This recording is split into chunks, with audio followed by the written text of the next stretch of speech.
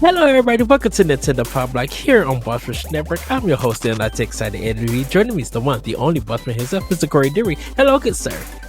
Hello, Edward. How are you? Are you ready to play your PlayStation on your Nintendo Switch 2 sometime in the near future? I'm already in the process of writing a banter. Why? This is so stupid. No. So this is the thing about it, and I messaged David in our writing chat, and I told him, I'm just like, this is so funny that so many gamers wanted Nintendo to go like third party stuff because of the Wii U, and now it's just like not Nintendo, Microsoft and Sony is doing the third party route, not fully being Sega, but like, what's going on? I remember like gamers wanted Nintendo games on those other consoles because Nintendo would never be successful or reach the height as Microsoft and Sony. And now the tides are turning and Microsoft is putting their games on Nintendo, and soon Sony party might start putting games under Nintendo. I don't think it's what everybody thinks with Sony. That's all I'm saying. I don't need to go into it, but I think their strategy is much different than Microsoft's. I'll just leave it at that. Well, it's mostly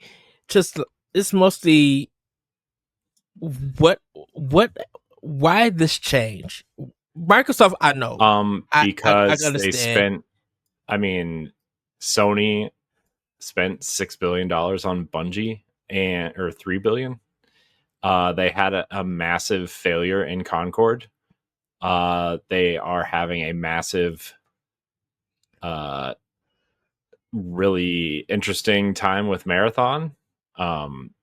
Destiny, Edge of Fate, as good as I think it is, launched with a third of the players of the final shape. And from some things I've heard about the other one, Fair Games, that's not good either, apparently, from what I've heard. So well, definitely with Sony's live service ideal of gaming hasn't worked out. It's a complete failure and everything. So of course they're going to be relying on a lot of the single player campaign stuff like Ghost of Yotai, Intergalactic, stuff like that. They're going to hopefully rely on.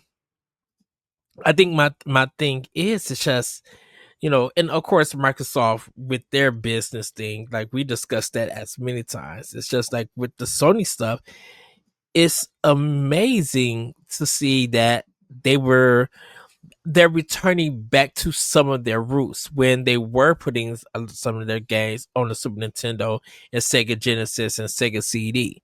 So it's like you can still have your first party stuff, but then merge with your third party ideas of gaming to put on other platforms. Not like I said, not fully being Sega, but like being able to put games that you made on other platforms to gain revenue, to recuperate money for the budget that they use for that game. Yeah, I don't know. I feel like people are overthinking this. Games cost a lot of money, and they look, when you sell a game for $70 and you sell 10 million units, that's only $700 million, which is, sure, it's a nice chunk of change if your game costs 250 million, but then you double that budget for marketing purposes and 70-30 split if you're funding a second party game, right? Like like Death Stranding or what's the other one, Stellar Blade, and those types of things. Or like, there's a finite amount of money to be made, and a lot of that money isn't even made on a large chunk of your money. What is it? What's the split? Something like It's something like 40% of the money you're going to earn on that game comes in the first week, and then then they depend on like sales and stuff, right? Or Right. I think it's a little bit higher than that first week, maybe, but you know what I mean? Like, it's just like Spider-Man is only going to make so much money, right? Before they just can't make any more money off of it, right? To the point where like, and that's like an even bigger example because they have to split that money with Marvel too. So yeah, if any of their first party stuff or any of their single player stuff's coming over, it's going to be that, in my opinion, something like that where, the budget on that game was $320 million and they barely made their money back on it. As well as that game sold, they barely made their money back on it. Which I'm assuming that's why the PC release is needed. Well, I mean, they're doing that with a lot of their first party games though, right? I mean, yeah. And that's clearly not eating into their console fan base, in my opinion. Which is also, with Microsoft, getting their games on Steam. Yeah, but they've been doing that for 12, 15 years at this point. Well, yeah. I mean, like I said, to recuperate those budgets and everything. Because I think when PlayStation 6 and the next Xbox came out, they're going to have to include PC maybe day one because of how much these games going to cost or and everything to get that budget back. Yeah, I think the PC later release is less novel now than it was. I just think it was novel to have a PlayStation game on a non-PlayStation console, right? But now, it's becoming less and less of a surprise, right? I mean, even Helldivers, right? That's the next one that you can kind of circle coming everywhere, right? I mean, I would assume it's going to come to Switch 2 at some point as well. I mean, I don't really care if it does or not, but I think if it's coming to Xbox, it'll come to Switch 2. I think that'll be part of the next Nintendo Direct, honestly, because Nintendo wants to have those announcements. Which is why we don't have anything confirmed from Microsoft yet on Switch 2, except for Grounded 2, I think, is the only one. Actually, no. I was looking that up. Grounded 2 is not confirmed yet. Because it's early. Yeah, it's early access on when it comes to Series X, and then later on it's gonna get a full release, and then it may come to other platforms. I think for a lot of us, and we'll definitely get into this in Family News. It's Call of Duty and that 10-year deal. It's the thing that most people are looking forward to. But if this latest Call of Duty that got announced this year is not coming to Switch 2, then it has that. I don't know when that deal is going to actually start and kick in. I mean, I think the Call of Duty thing on Switch is going to be weird, regardless, just because it's. I mean, man, I don't know how to even try to. The thing is, though, is like Call of Duty still comes with PS4 and Xbox One, right? So like, right? I think the last ones came out there, right? Or was this the first generation? Or was this the first year they skipped? First year they skipped. Because when the next one comes out, it's only for Series X, PC, and PlayStation 5 and Series S. Yeah. Which also funny, the PlayStation 5 added a Series S mode to its base console. They did? That energy saving mode is essentially like it's essentially a Series S spec mode. I did not know that. Oh, interesting. Yeah. Well, yes, I bought this console so my games would run worse. But me and my nephew, we were I was taking him to work, and we was talking about like he mentioned, games are expensive, and I'm just like, well, I'm like, Nintendo has only done two $80 games, which is Tears of the Kingdom for the Switch 2 edition and Mario Kart World. That's the only kind of $80. Everything else has been like 60 or 70. Mario Party's 80. The Jamboree one? Mm-hmm. And so is Kirby is 80. And there's one other one that was 80. Is that for the upgrade packs? Mm-hmm. Like with the Kirby's 80 because it's $59.99, and then it's $20 for the upgrade pack if you own it already because it comes with the expansion. Oh, okay. And so was it's the same thing with Mario Party Jamboree. Is the upgrade pack is the Jamboree TV pack is $20. So and the game is $59.99. So okay. So then that's this is the Switch 2 version release, right? Oh no, well, Kirby is just the upgrade. Because I don't think that Kirby has the expansion with it. But they don't have a Switch 2 version of it. Like you can buy off a cart. That's what I was asking. But there's no Switch 2 version of Mario Party either unless you get the upgrade pack. Okay.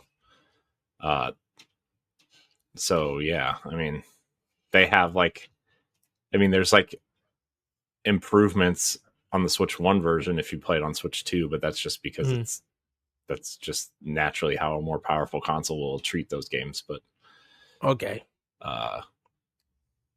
Yeah. But yeah, I don't know.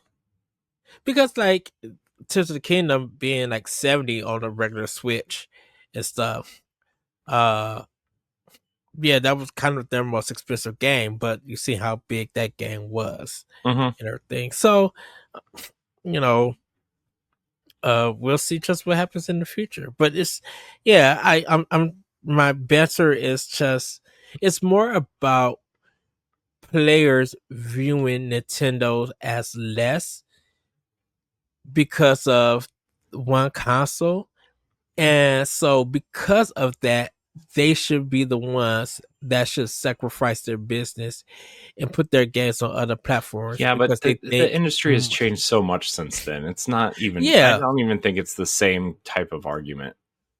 Yeah, but I think it's just a reminder of that just because there's a particular system that is, that doesn't play the number game or anything like that, that it doesn't mean that company is not going to be successful, continuing. I'm just like, Nintendo has many avenues. Plus, during the Wii U era, 3DS was like killing it.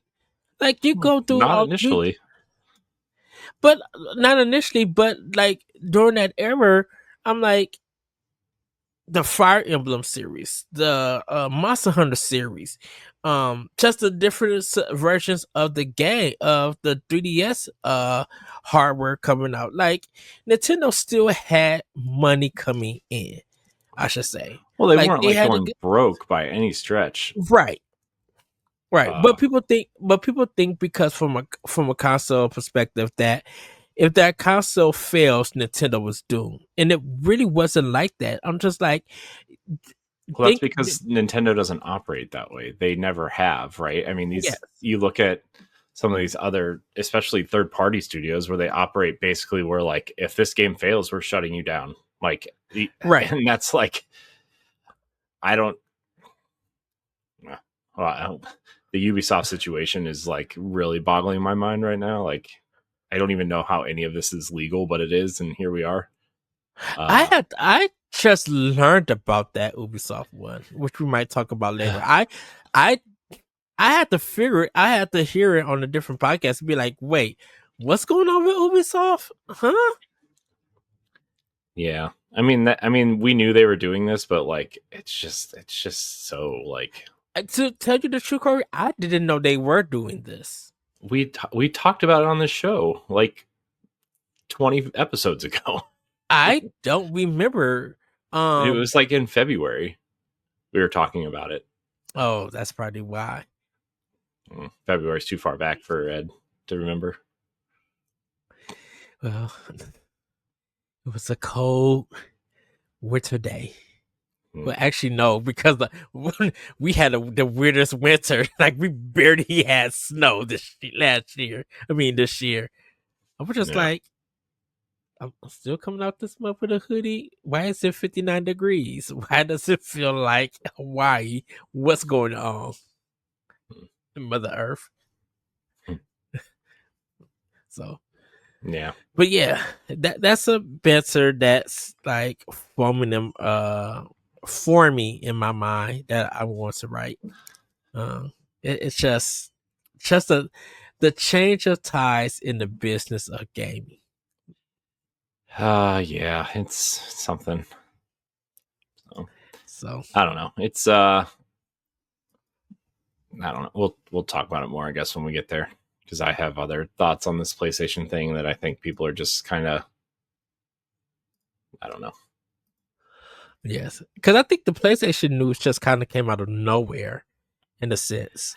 But it hasn't. If people have been paying attention to things, sorry. Continue. Well, yeah. I said that out loud. Of course, I shouldn't have. People just need to pay better attention. Anyways, continue. No. Well, let's get into this housekeeping.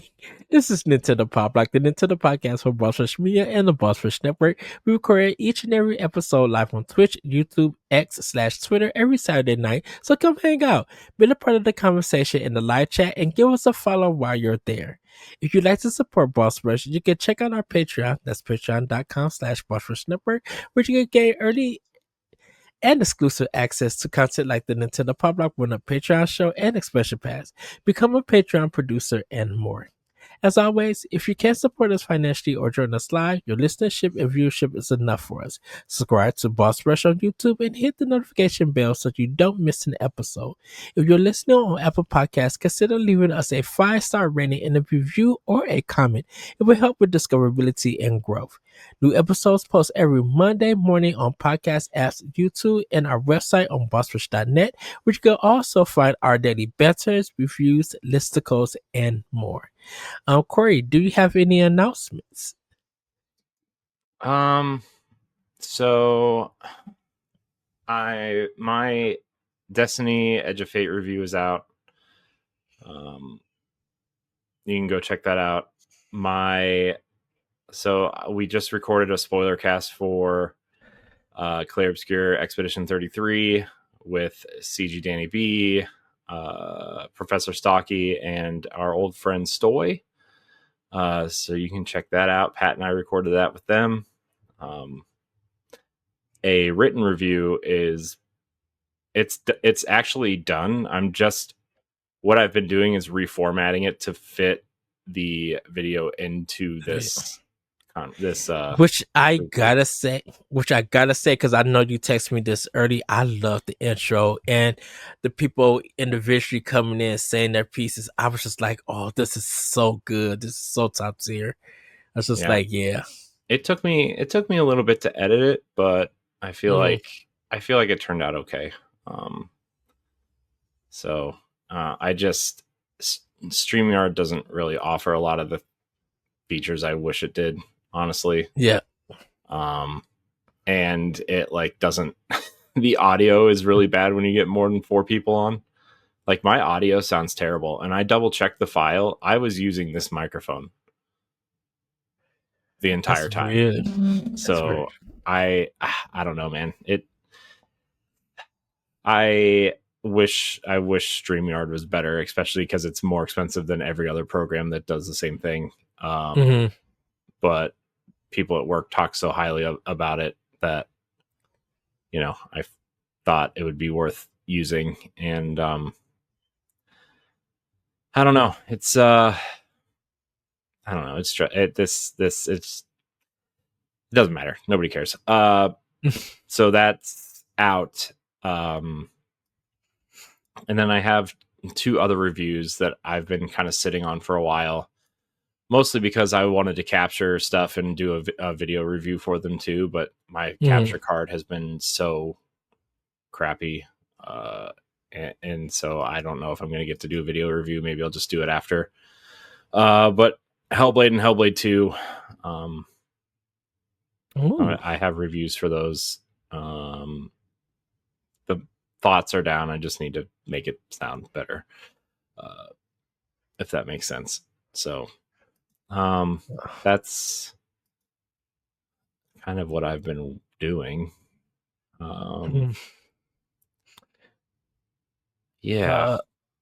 For me, everybody, I just submitted my interview for Endless Nights, The Darkness Within, to our copy editor. This is an interview that I did with Tom Frenso, at Little Guy Games, at PAX East. I'm catching up now finally with my PAX stuff, so I'm trying to get all of those interviews out, and then wait for the stuff for PAX West to come in, because I haven't got any invites for appointments and stuff or anything, so I'm waiting for that. I am definitely excited to go to the Nintendo booth at PAX West and see what they have there, which, depending during that time, we may be getting a Nintendo Direct, but I think we'll get one in August. And we may see some stuff there, because if anything, Corey, PAX West with Nintendo being there, everybody's going to be looking for Metroid Prime Beyond. Yeah, I'm sure.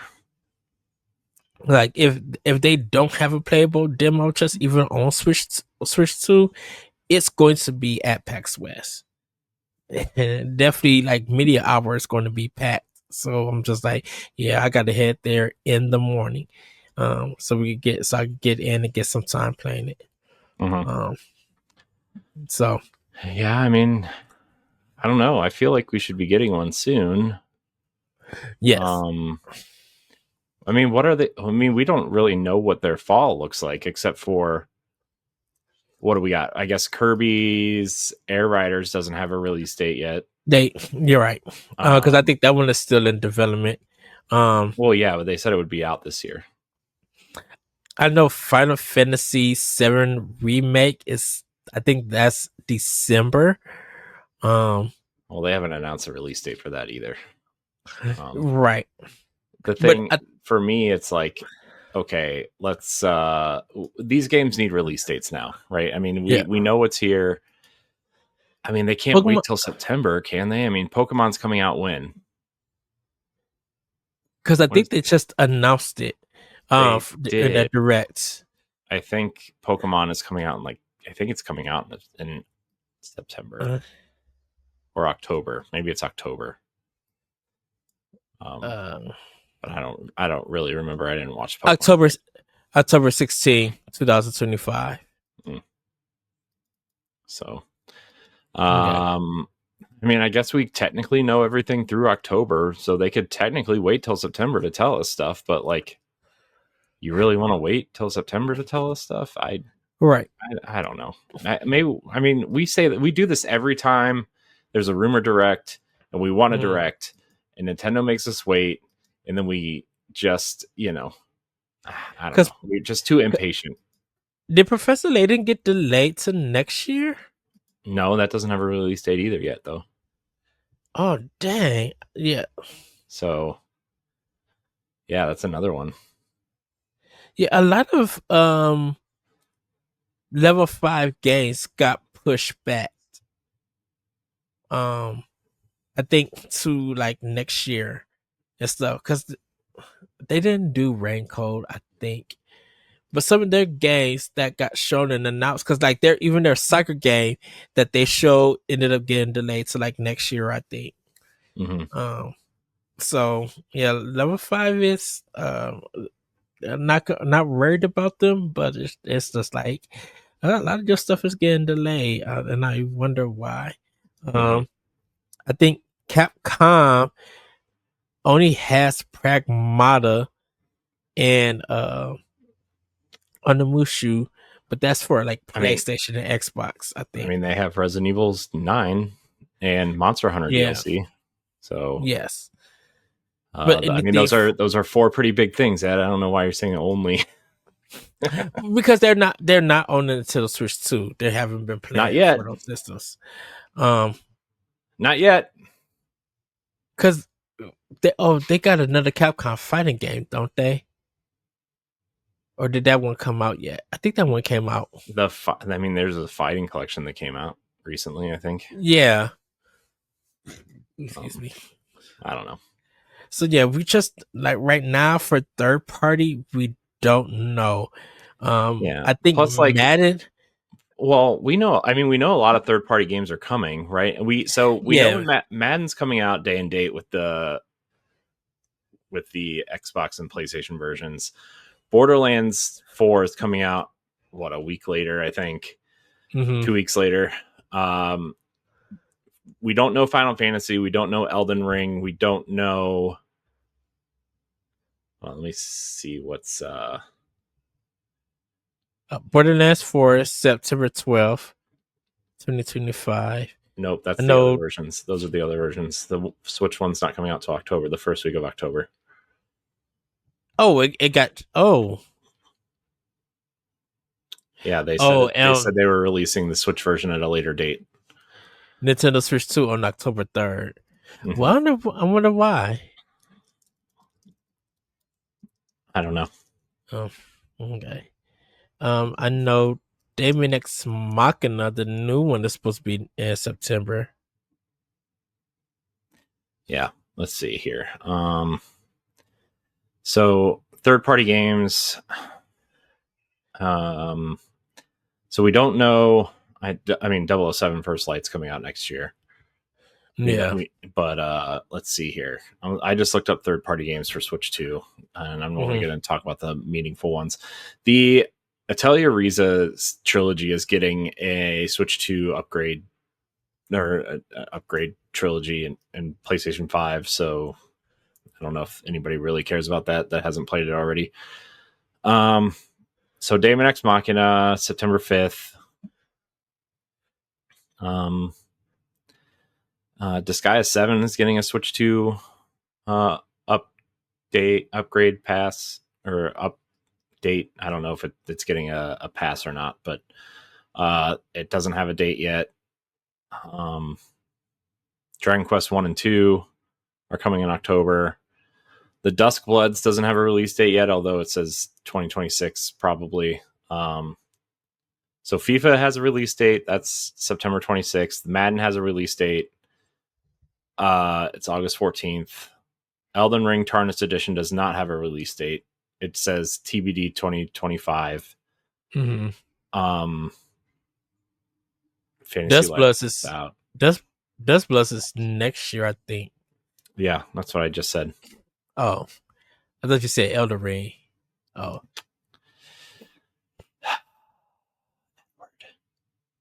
What? Farming Simulator Signature Edition does not have a release date yet. Final Fantasy VII Remake. Man, GameSpot, you're wrong. It says the game is already out. It says June 5th. Oh, no. GameSpot, you're wrong, guy. Final Fantasy Tactics, September 30th. Okay. Full Metal Schoolgirl. I don't know what that is. Actually, it looks like something you would play. October 23rd. Man, this is a long list. Hades 2, TBA 2025. Yeah, I have it for the Hades probably going to drop in September or October, because that's the same time the first one did. Mm-hmm. We're going to drop those Switch in September. Yeah, Silk Song says TBA, no date, but we know that it's coming this year because of Xbox. If we believe what Microsoft says, it will be out before the ROG Xbox Ally X. Yes. Hyrule Warriors Age of Imprisonment has a winter 2025 release date. So let's see, Kirby, Kitsugami's out. Which I probably feel like that be November, I think, with Hyrule. there are two new trail. The remake of the first Trails game, and then a second Trails game is coming out this year, I guess. Little Nightmares, October. And there are games on this GameSpot list listed on here 2 and 3 times. Madden is on here 3 times. Man. Marvel Cosmic Invasion. Man, there are a lot of games on this list. I don't even know. I don't even know what half these games are. That Splatoon spinoff. That's next year, though. That's next year. Okay. I think they already confirmed it's next year. Next year. I like how they're calling it a spinoff when it actually looks more like a real game than Splatoon does. And I don't mean like Splatoon isn't a real game, but I mean like it looks like a game kids would play today, like a survival kind of, let's go figure it out. Wouldn't it be funny if that, like, you know how people are trying to break into the extraction shooter type genre or whatever? Yeah. What if Nintendo made the best one with Splatoon Raiders? You know what? To be honest with you, Corey, I wouldn't be surprised. I mean, I wouldn't either. It would just be funny because so many people have been trying to break in, and Nintendo's just like, oh, here's an experiment with Splatoon. Maybe it'll work. If not, we'll just make Splatoon 4 and, be done with it. And then it'd be like 2 million in sales. Be like, oh. But then everybody's going to start picking apart that game and trying to figure out, okay, what works and what doesn't, and how do we steal it? Maybe they need to, because whatever they're doing isn't working now. Pretty much, yeah. Yeah, so there's a lot of games we still don't know clearly the release date for. That Sonic Racing game has a release date, right? I think so. Yeah. Okay. Yeah. All right. Well, we could keep doing this forever. Let's just move on. We'll talk about all this later. There's a lot. Basically, there is room for a direct, I guess, is what we're saying. The long-winded route of saying. And with Nintendo being hush, I think that's going to make us once again excited for the direct. Because I know people get let down and stuff with like some of the recent directs. So they're like, it's okay, but I think there's still excitement just to see what gets announced, what's get upgraded, and what's coming. Sure. Especially with like the GameCube stuff, like we still got a lot of games that's supposed to be coming, and then like out of anything, of course, the next Mario game, the Monolith Software, whatever they're working on, and shoot, dude, if they just say, here you go, here's the last story, here's Pandora's Tower, I'll be like, wait, what? give me now. Yeah, I mean, look. Yeah, I don't know. I'm not gonna sit here and talk about ports again because I just put them all on Switch. Who cares? Especially, I don't know, man. I'm so worried about like everything now. It just, oh no. I feel like Nintendo's the only safe spot right now. Pretty much at this point in time, pretty much in Steam, I guess. But,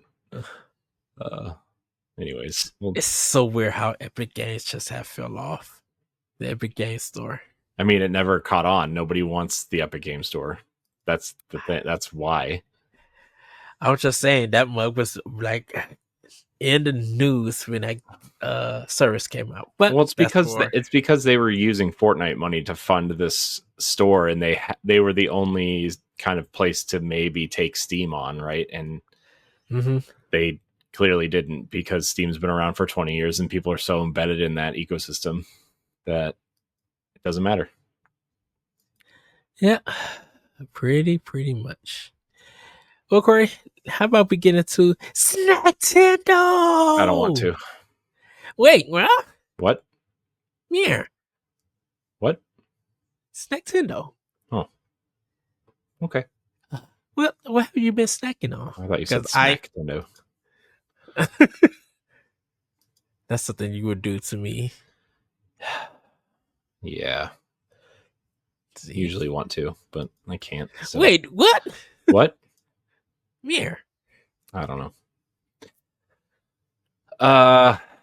Nothing exciting. You ever like? I don't know, man. I've sometimes, especially recently, I've had these weird feelings of, man, I just feel like I've eaten way too much in a short amount of time, and I just feel fat. You know, I just feel fat, and I'm not like, you know, whatever. I don't know. I just feel like I've eaten way too much, and then I try to like slow it down, but then I like food too much, and then everything just happens, and it's just, I don't know. I like food. Food is good. But I've eaten too much, Ed. I've eaten way too much lately, and today is one of those days where I just feel fat. You know, like I woke up, I had my normal 2 eggs and some wraps, right, and a banana. It was later than normal. And we bought a new bed, so like we were kind of not going out today at all, really. Yeah. And so like I'm waiting for this bed to arrive, and I don't know, I got kind of bored, so I started eating because I was bored, which is never the right answer either. So after I ate lunch at like, so I ate breakfast at like 10:30, and I ate lunch at like 2:00. My wife didn't eat lunch, and she's like, "What do you want for dinner?" I'm like, "I am not thinking about dinner. I'm not gonna lie to you. I'm not really that hungry." And she's like, "Well, I didn't eat lunch, so I'm hungry." So we ended up eating. And I had Chipotle, and it was, don't get me wrong, it was very good, but I just feel like I ate way too much, and I feel gross. Chipotle is still good though. I don't know if you knew that or not. Chipotle is good. Yeah. But nothing like super exciting. You know, just kind of doing whatever. So, Okay. you know, so food's good though. I like food. Food delicious. Yes. Well, for me, had the Pull and Peel Cherry Twisters this week. Actually went to a place called Noodles and Company. I don't know if you heard of it, Corey. I don't know if it's a kind of restaurant brand. Never heard of it. Okay. I do have I do have something to tell you though, Ed. Yes. There's so apparently down south, and maybe LeRon knows what it is. I don't know, but apparently there's like this really, you just reminded me because you asked me if we had this place around here, but don't have that. But apparently there's a type of mayonnaise, Ed, called Duke's mayonnaise that everybody in the South really loves and swears it's better than like any other mayonnaise out there. And Aldi has it now. And I almost bought some, but I didn't. I chickened out. I did not buy it, but the next time I go, I might buy some. I have a Aldi's like 10 minutes from me, so I might see if my Aldi's carry it, pick it up, and get some Jersey Mike's and try it on there. There's a Jersey Mike's right by that Aldi's. Probably about like 3 minutes. Not too far. Duke's mayonnaise, yeah. So it's like a yellow-ish jar type thing. This was like one of those squeeze bottles. Squeeze bottles that kind of go upside down, but like it was like this huge thing, which is another reason why I didn't get it, because it just felt like I was gonna need to feed like an entire army with this bottle. You know, but people swear by it, so all right. Well, then have to try it at some point, I guess. Anyways, continue. Yeah. Sorry, I didn't mean to interrupt you. Oh, no. Well, Noodles and Company, it's a place that like they deal in noodles, but different kinds. So you can get like mac and cheese, like spaghetti noodles. I got this chicken Alfredo, meal because I've never been there. We had it for years. I just never ordered anything from there. So I was just like, you know what? Let me go try them. Not bad. They had some pot stickers. And their soy sauce was like really spicy. Gives you a nice kick to it. But their pot stickers is not pan seared, so it's like kind of noodle wrap in a sense. So it looks and feels a little bit wet with it, but it was good. It wasn't bad with it. So like yeah, good noodles, good food at Noodles and Company. Had a chicken teriyaki sandwich, Philly, like a Philly style sandwich that came from the mall, and then had a Cinnabon also, and oh, that was so good.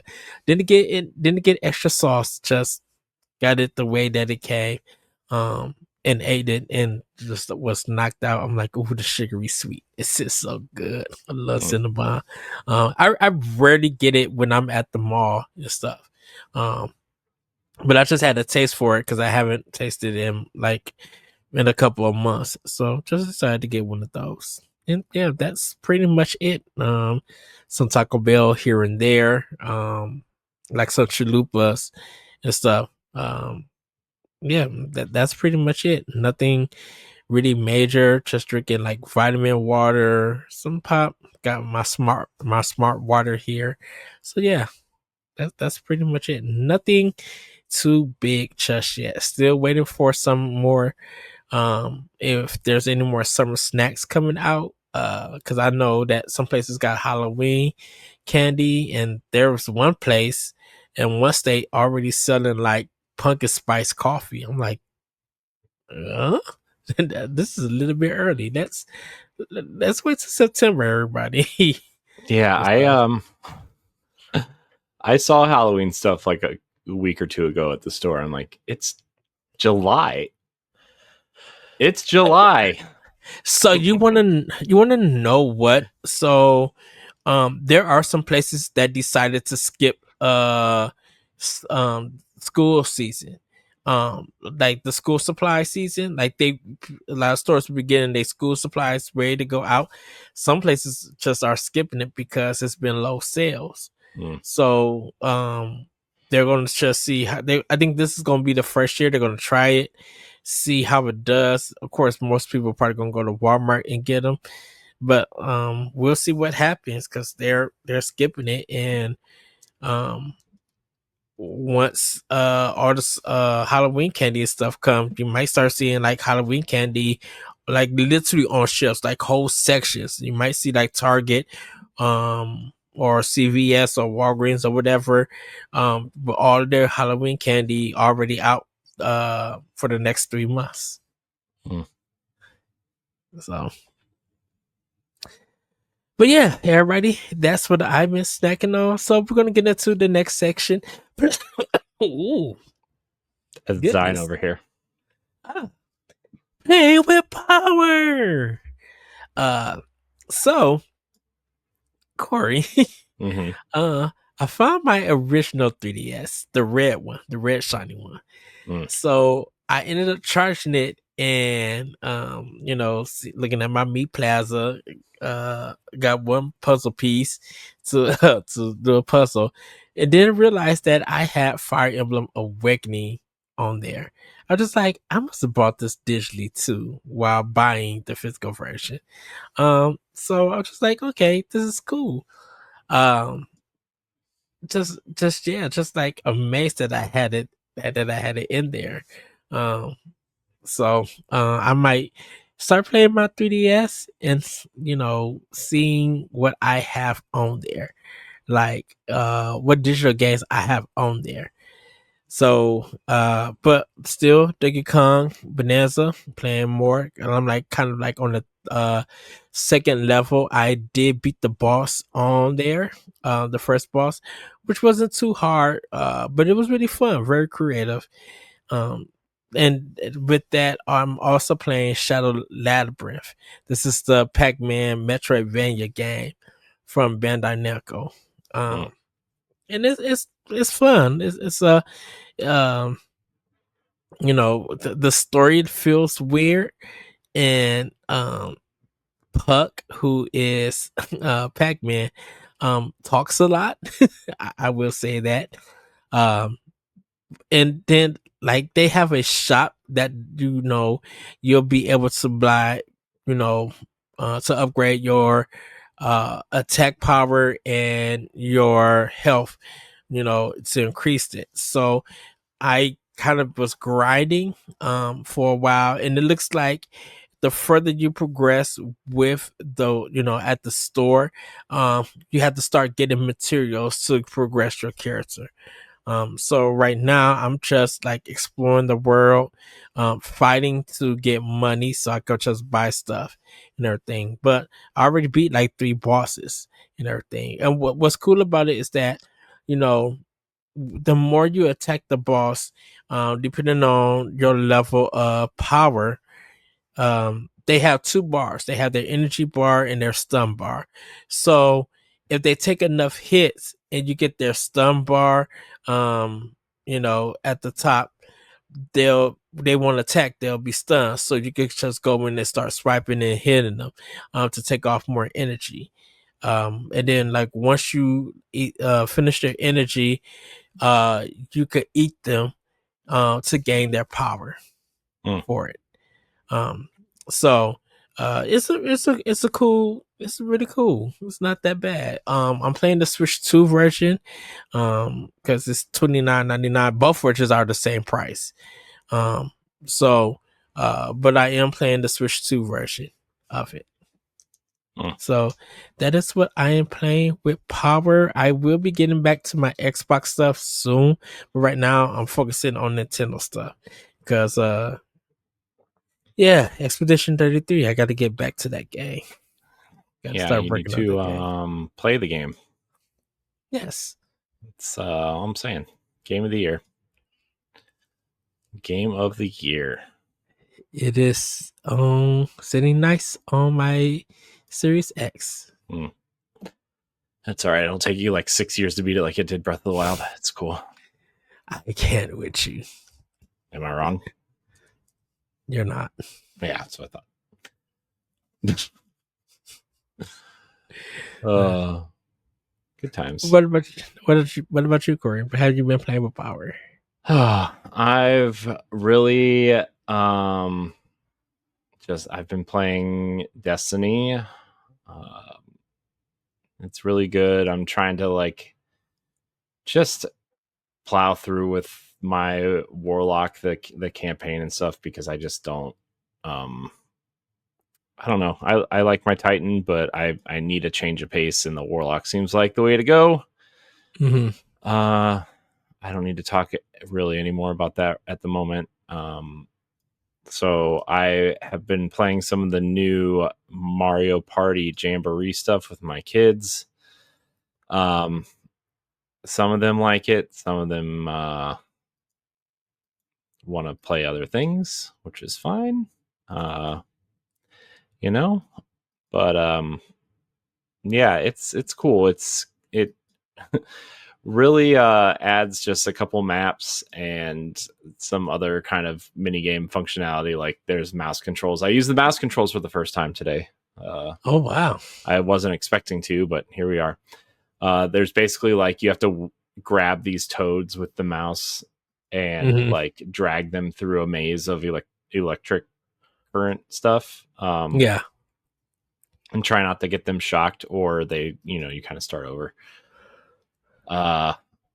So that's cool. It was actually like a really refreshing way to play those mini games, honestly. I'm not sitting here saying I'm going to become a PC gamer, everybody settle down. But it was a nice kind of change of pace for the some of the mini games where you just kind of do the same motions all the time, right? Yeah. The game name changes, but the activity is the same a lot of the time. So, I've also been playing some Donkey Kong Bananza, which everybody seems to love. game stresses me out, man. I cannot. The destruction stuff, it just like, I don't know. And I don't know, man. The destruction stuff really bugs me. And I know I'm in the minority of that. It's just my opinion on how I want to play games is not like that.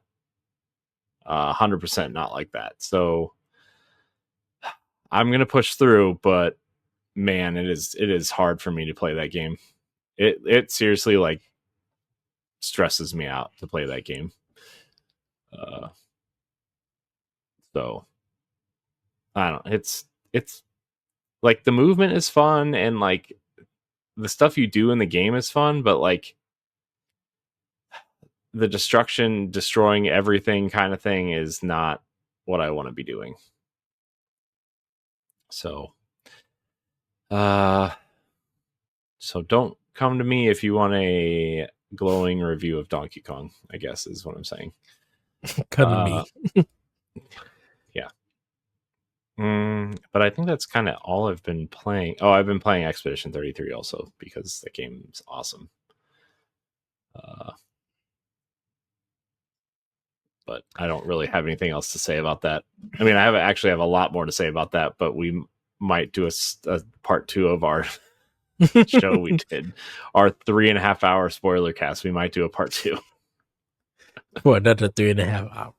No, I mean, I don't think it'll be that long, but it will definitely be. I don't know. It was a really good episode. I really enjoyed it.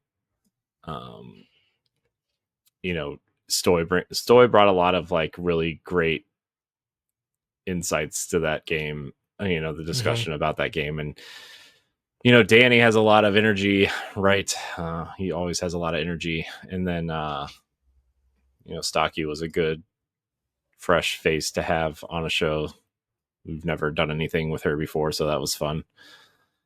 But yeah, we all actually at the end of the show we said we could probably, like, if we had the energy, we probably could have gone for another couple hours talking about stuff because we didn't get to a lot of the things we wanted to, like some of the side quests, some of the character based quests, like the meanings behind some of the things that were going on. So we definitely talked a lot about the story and the multiple endings and, you know, kind of the purpose of them and what it means. But yeah, good times. I love that game, man. This is like a all timer for me, I think. Is it? I kind of feel like it's your Xenoblade Chronicles 3. This is I mean, no, this is like a Breath of the Wild moment for me. Oh, okay. Like I'm just, I don't know. It's really something. I use the term Xenoblade Chronicles 3 is because there's so much in that game and it's so unexpected, and when you get to certain story beats you're like, what? You know. Oh yeah, there's definitely a lot of that in this game. Yeah, so that's why I kind of feel like, yeah, that may be your Xenoblade Chronicles 3, because it's just like that game, man. It's one of those games again where, like, you know, those games that have that kind of the universal community understands, do not spoil this game for people who haven't played it yet. Yeah. I mean, it definitely has that going on for it, right? Like, every time I want to talk about this game, I literally can't say anything because something I say will spoil something else. It doesn't matter what it is, you know. Definitely between just me and you at this time, like I had to play the game but to it's get not to those points to understand it. I'm just saying, for me and you right now. I mean, you don't though. Like, there are things that would ruin an experience for you if I said Well, something out loud. well, that's what I'm saying. Between just right now for me and you, just to use an example that you can't say anything about the game. That like I can't watch the spoiler cast because I want to play the game and So fully understand the story and be like, because my thing is that when I get to a point and I know that you played it, I want to be in a text with you to be like, Corey, I just got to Act 3. At this point, dot dot dot dot dot dot, and then bam, have that conversation with you. Because right now we're both reacting. You're reacting with the knowledge that you know because you completed. I'm reacting with the knowledge that I just found out, and that makes a great conversation. Uh, um, dialogue for us to have because it's just like, okay, now I understand why this happened. Now I understand why this is happening. This is happening. Now I understand why players and reviewers and this great opinion about this game is being said. Yeah, and I do want to say, like, I know you're not super high on it yet, but I know you're not very far. Yes. I want to say that there is a point in this game where it will click and you'll be like, oh, that's what everybody's talking about. Okay. Okay. I'm in. I'm in. Actually, and if that first point doesn't get you, the second point will get you. And if the second point doesn't get you, that third point will get you. Like, there are so many points in this game where it'll just grab you and be like, I get it now. Okay. And if those points don't get me, but I still enjoyed the game. Yeah. And to be fair, I know there are a lot of people out there who don't think as highly of this game as like the entire internet seems to think of it. But, I do think it is a game, especially if you have Game Pass right now, right? Yeah. It is a game worth trying and sitting with for. So I think the prologue and Act 1 total are about 8 to 10 hours, I think. Like, there is a easy mode, there's a story mode, so you can kind of just blaze through the story, right? And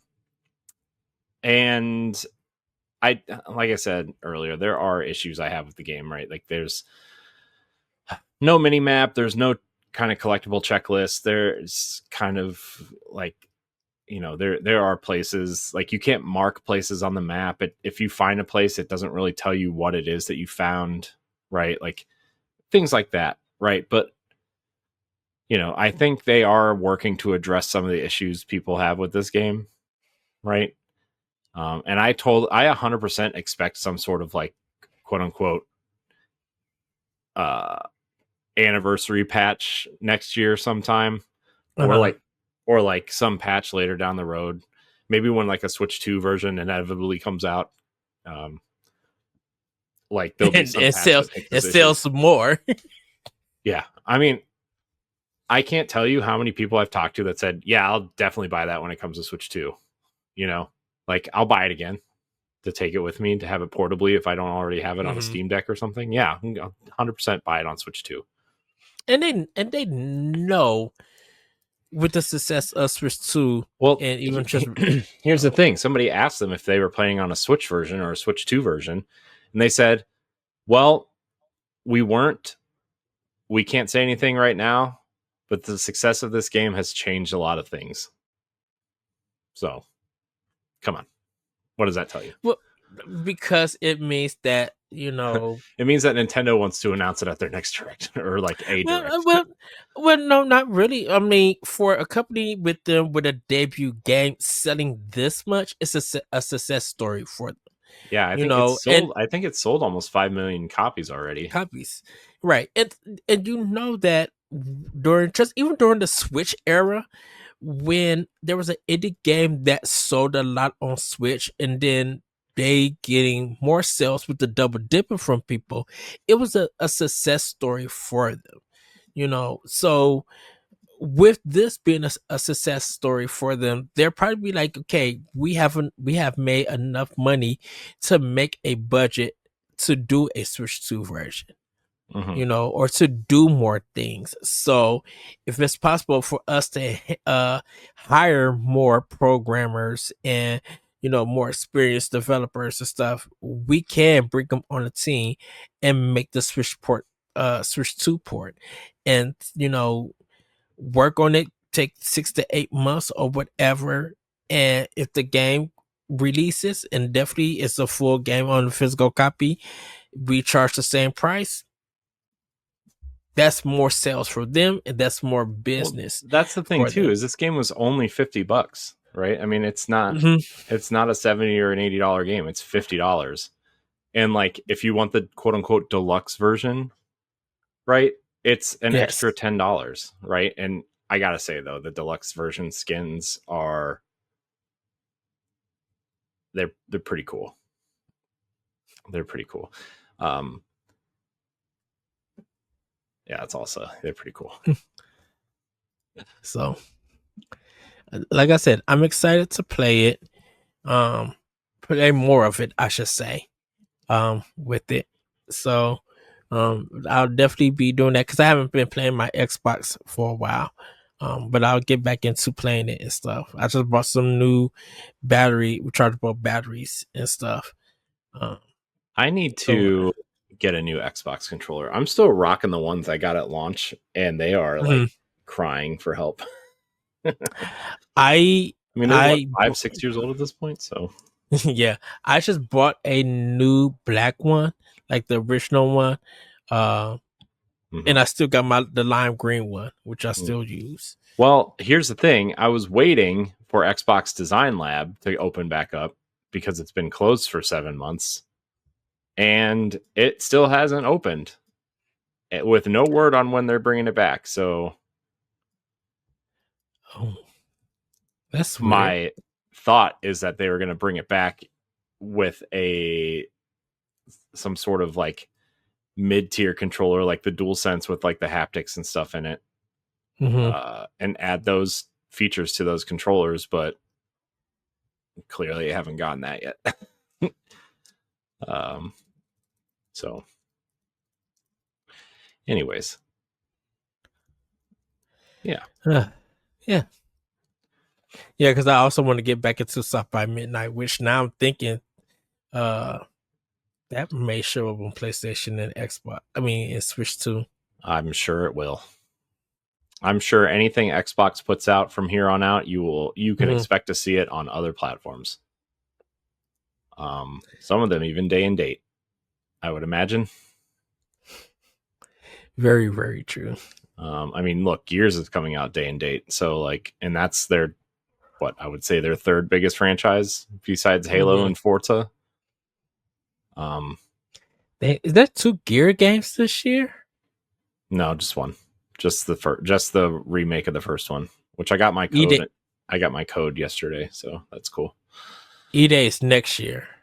E-Day is next year. Next year will be the 4 pillars that have made Xbox what it is, according to the Summer Showcase. So my guess it's, E-Day, the Halo Combat Evolved remake that has been rumored, Forza Horizon 6, and Fable. So those will be the big Forza is going to be an interesting one. Dude, that next fall. They're not going to spread these games out either, right? It's going to be like September, October, November, or August, September, October, November, December, essentially, right? Like, Gears, Halo, Forza, Call of Duty, Fable next year. Like, that's going to be your lineup next fall. How insane is that for Microsoft? And that's not including Clockwork Revolution, which we know is coming. Outer Worlds 2 will probably get DLC next year. The Clockwork game looks like it's going to be very interesting. I think everybody's anticipating it to see.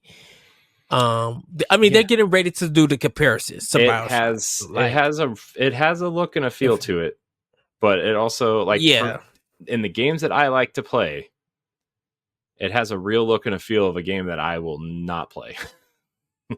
I'm planning on getting it. I mean, I'm going to try it just because I am a Game Pass subscriber, right? Because I try everything, but not everything, but most things. But it definitely just does not feel like it has that Fallout Outer Worlds feel to it, right? Like that look, and I don't know, man. I'm not into those games. Again, I know I'm in the minority, but like I'm just not into those games, and anyways, enough of that. Enough of me. Ninja Gaiden 4 is the last Xbox game this year.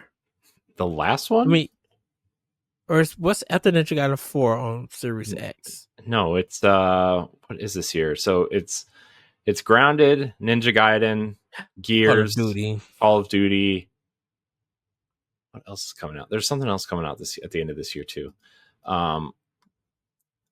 Let's see. Hold on. Xbox Battlefield 6 is multiplayer, so yeah.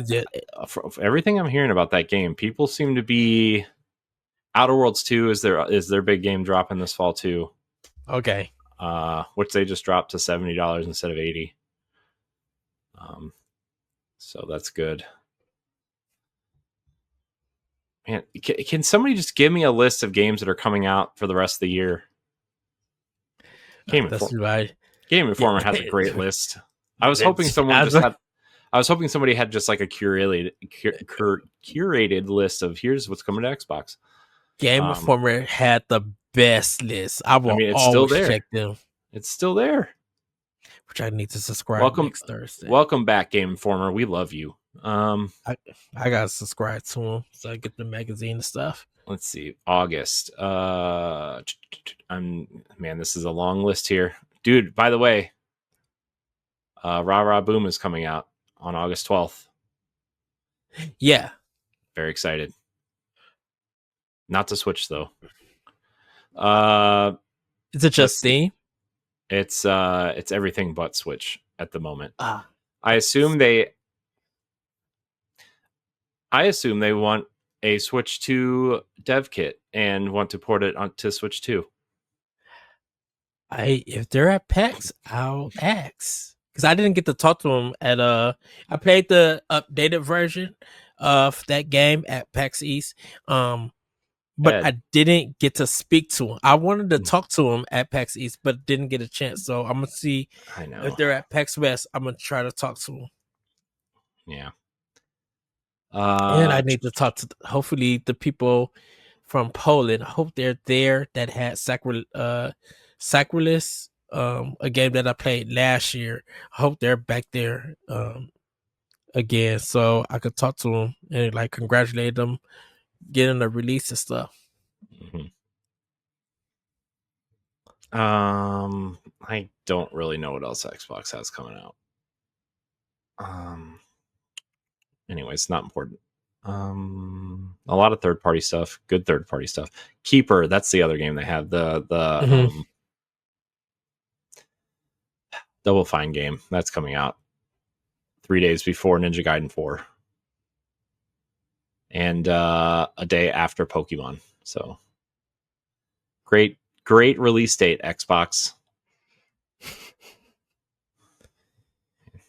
They want these studios to fail. Come on. Man, they stress me out. Let's move on before I get really stressed out about Xbox on a Nintendo podcast. Well, Corey, get ready because it's time for Family News. Take it away. Yeah, Family News. Let's do some things. I meant to move some of these stories around so we kind of talk about them in a certain order, but it's fine. Here, I'll just do this. We're going to move this up here.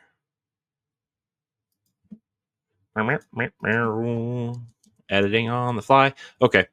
So, our first story is about Sony in particular.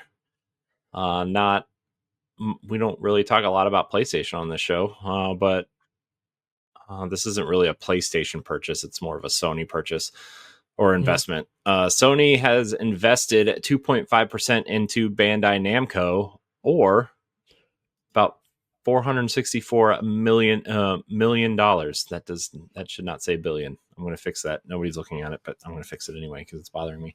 Sony has purchased a 2.5% stake in Bandai Namco for around $464 million as part of a new partnership focused on growing global fan engagement around anime, manga, and popular IP. The two companies plan to work together on games, video content, merchandise, all that kind of stuff.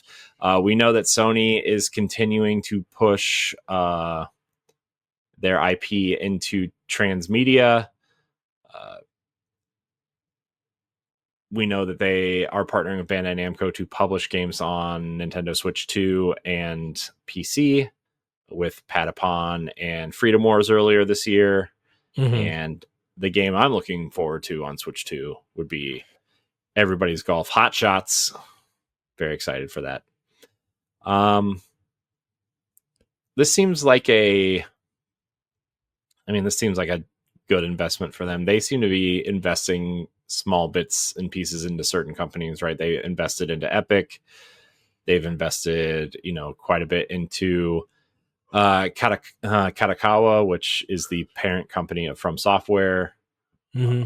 So they seem to be trying to put their foot in the door in a lot of places. How do you feel about this move, Ed? It feels like a good move for Sony to do. Definitely benefit Bandai Namco, I think. Yeah, I mean it's a very smart move for Sony to do it because definitely when you started talking about the anime stuff, Crunchyroll did come to my mind, but you said it in the story, and so that would be good for them, be able to get more IP on the Crunchyroll service. So if there is a certain anime or anything, Sony probably could get it first, all along with the TV showings, and if people want to check it out, they can subscribe to Crunchyroll and watch it. Mm-hmm. I think they're definitely making smart business investments because, like, right now, Bandai Namco is kind of, outside of Nintendo and Sega, Bandai Namco is probably becoming one of the number one recognized names in Japan for all the media that they do. And I don't want to discount Square Enix or anything, or even Konami or stuff, but like, there's always something going on, even Capcom. There's always something going on with Bandai Namco having their hands around something. So if it's an anime go ahead. Oh, sorry, you cut out a little bit. No, go. You were done. Go. I was just gonna say, with everything they have going on, like they own the Dark Souls IP, right? Like they do a lot with Shonen Jump. They do a lot with the kind of the popular anime shows on TV. Like they make games around all that, and Dragon Ball. Like, I mean, they have all of that, which is like, say what you will about the quality of the games, but they always sell, right? Those games always sell a lot. So, my opinion, that's just a good investment by Sony to get a piece of that pie without really having to do the work, essentially. And this is also a thing, everybody. They, of course, Nintendo uses Bandai Namco to make the Smash games, so Sony won't have nothing to do with that. You heard it here first. Sony's funding the next Smash Brothers. But if Nitty, Sony, and Bandai Namco get to talking, we could see some of their characters as the next Smash games, along with some Microsoft stuff. So if we're going to get the ultimate, to have the first party and third party games from just across the world and indie games all into one in Smash, dude.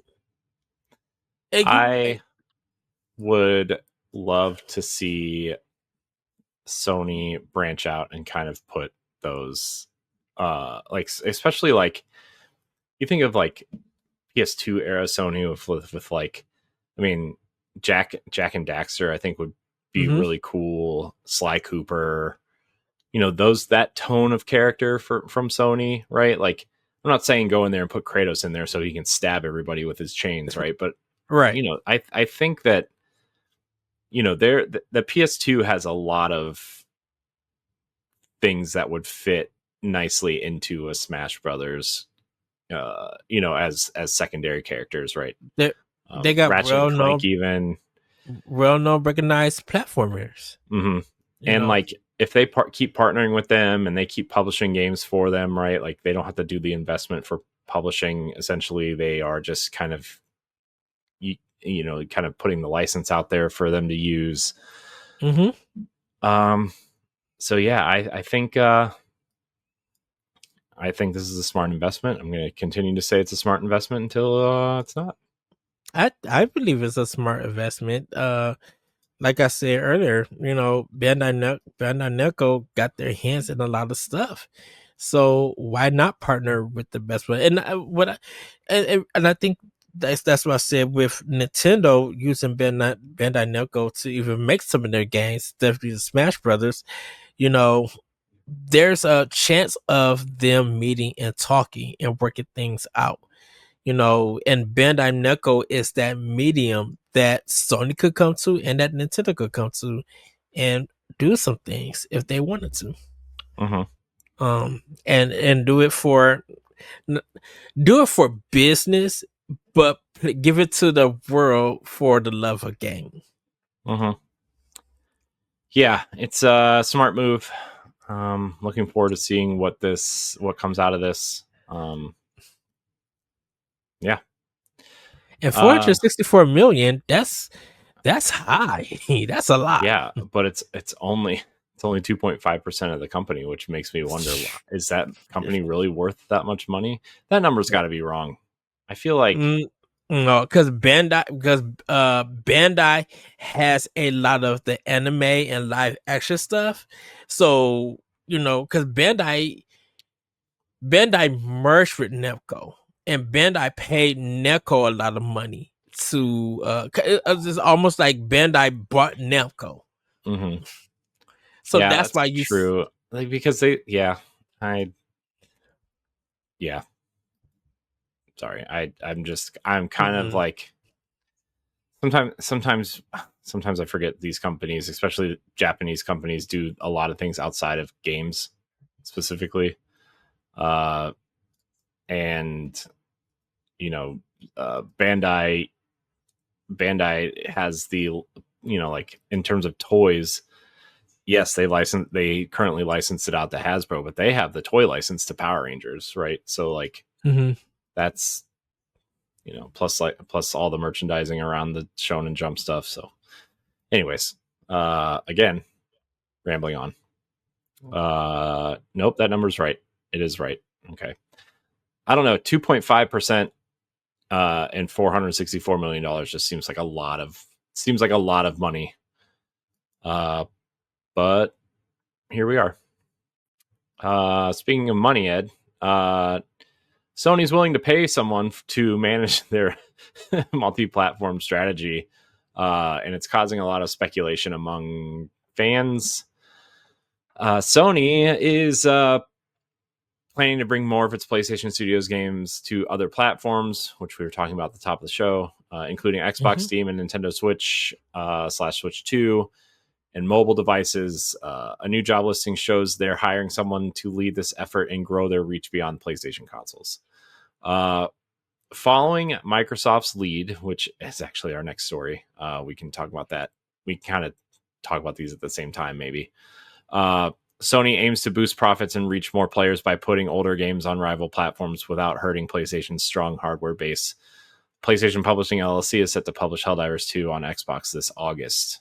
I'll go ahead and read the Xbox story that's very similar to this, and then we can kind of just tackle it at the same time. Okay.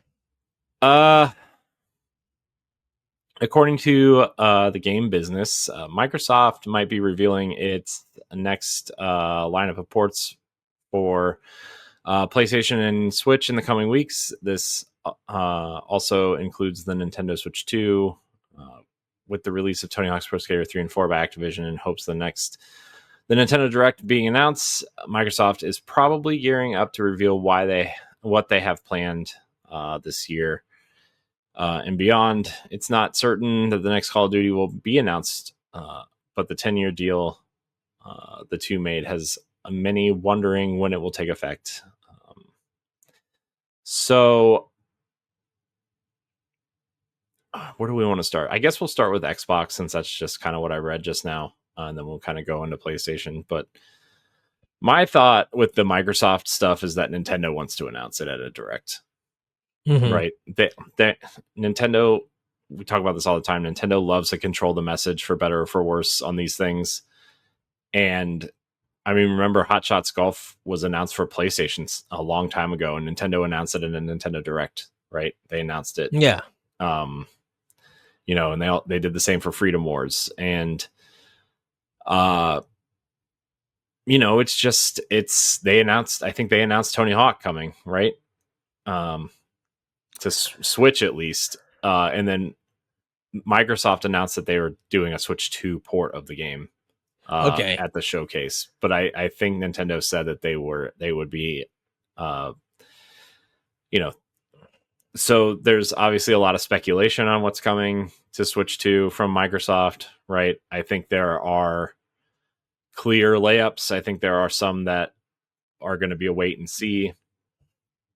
But I would bet some form of Halo, some form of that Gears Reloaded would be coming, you know. And in terms of the Call of Duty stuff, like, they never said which Call of Duties would come to Switch, right? They could release a Modern Warfare Trilogy HD remaster pack, right? Or sell them one at a time for, you know, $40 a piece or whatever.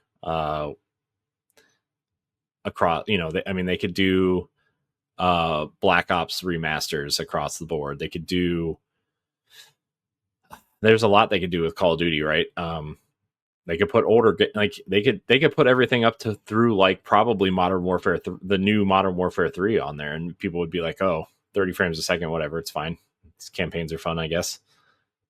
And then, you know, I think Diablo 4 would be a huge miss if they didn't do that, right? Because they own that too, right? Especially because they already have Overwatch on there, and it's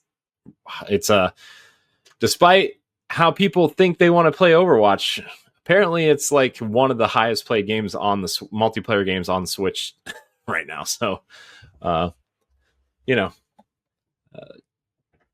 that, I mean, I don't know. How do you, I mean, what do you think will come over? I think Forza Horizon is also a layup, whether it's 5 or the new one. Like I mentioned before, I think South by Midnight will come over. Hellblade,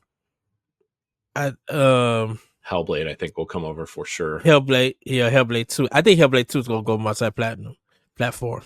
It already is. It's coming to PlayStation in August, on August 12th. Okay, I didn't know if it got announced for PlayStation 5.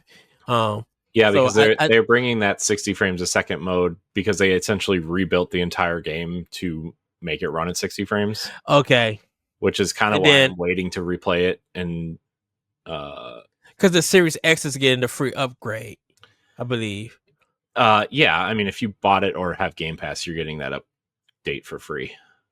Okay, so I also think photo mode, I think, too, is coming, which will be cool. Yes, I think Nintendo probably would get it sometime next year or later on this year. I would be surprised. Well, there's still that rumor that that limited run is doing the physical versions of both games, right? Of both games. Of at least the Switch version of one, right? So I wonder if they ever upgrades this first game on Switch 2. It's gonna be nice. So my prediction is that just like on PlayStation, they are going to sell a bundle with both games in it for $60. That's my guess for Switch 2. If you own it on Switch 1, I don't know if you would do an update path or upgrade path for that. I bet Microsoft would probably try to take advantage of that. I think the Switch One version is a fascinating way to play that game, right? And it's that's the version I played for our book club last year, was the Switch version. And dude, you put headphones on, turn all your lights out, and play that game in portable mode with the brightness turned down just a little bit darker than you would like it. I don't think I would be ready. I swear the experience will be like at another level. But I'm just like, man, will I be ready? Because like you already know that stuff gets creepy when you start hearing noises in your house and you're the only one that's especially in the basement where it's already dark and underground, and you know, it's so to hear those voices while playing the game, like your concentration would just split.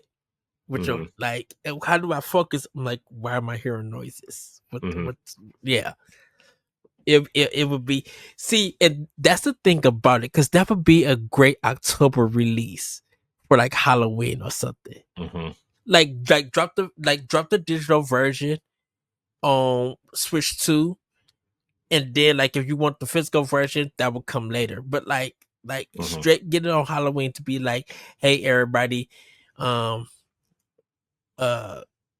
here's Hellblade 2 on Switch digitally live now. You guys can buy it, have a spooky time with it or whatever.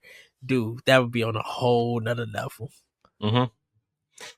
Yeah, I really think the Switch version is an interesting, like, to me it's interesting enough just to keep the Switch version as is, right? Because it does get performance, not an official one, but it does get a technical performance boost just based on the sheer power of the Switch 2 being so much higher, right? The thing that I think makes the Switch version weird and even like more surreal than the you know, Xbox and PlayStation versions is that the game looks like it was ported to Switch 2, right? Like it's not as clean, right? It's got this, especially if you're playing in handheld mode, it's probably running at like 600p or lower. Honestly, it's kind of grainy, it's kind of pixelated, but then like when the cutscenes happen, it does this natural transition into like a movie file essentially, like, and then it gets really crisp and clean and sharp and beautiful, and then like when you go back, it transitions back into like the game in a way that is like really weird and cool. And I would almost want them to keep that, because it's kind of charming in a way, if that's a word you want to use for that. So yeah, so yeah, I mean that would like, because I'm like, they got the first game on all three systems on multiple consoles and PC. I think so on PC. It would just make sense to put 2 on Switch 2 for people to have that collection and everything. Yeah, especially because like that game didn't sell very well either. True. Right. I mean, I think it's worth the purchase for me. Yeah. I think it'll sell on PlayStation just for the sheer fact that that first game was a PlayStation exclusive for a long time. And there's a history there, and with Ninja Theory in general, right? With Heavenly Sword, and you know, DMC played really well over there, and Enslaved. Yeah, so like Ninja Theory has a history with PlayStation, and I think it'll do well. I think it'll do well on Switch, just because whatever weird third-party games come to Switch, it's like still a novelty, right? So snag it as much as you can. Snag that mud. Although I do want to say I'm kind of less inclined to buy third-party games on Switch recently for some reason, and I don't mean to not to. It's just like, I don't know. I mean, also there hasn't been a lot that I wanted to play. I think I'm just so obsessed with Expedition 33 that I can't really focus on anything else. I know I still got 2 that I need to start on it. Outside Cyberpunk is good. I will say Avowed. I think Avowed could come to Switch. Oh yeah, and 100%. PlayStation, because that's a really great game. Obsidian did just a terrific job with that game. Mm-hmm. I mean, I think Avowed and the Outer Worlds 2 will both come over. Yeah, The Outer Worlds 1 is on Switch. Yeah. Which is a weird port. It's so weird. Goodness, what is that zombie hunting game? State of Decay. State of Decay. Yeah, was that only on Xbox? Yeah, it's published by Undead Labs, which Xbox owns. I do think that State of Decay 3 will be multi-platform though. What was the I thought that was another one. Oh, it's the diagonal one, and I cannot think of it. The diagonal one. 1 and 2 came out for Switch, but part 3 didn't come out. It only came out on Xbox. Zombie game. Dying Light? Not Dying Light. It's that survival game.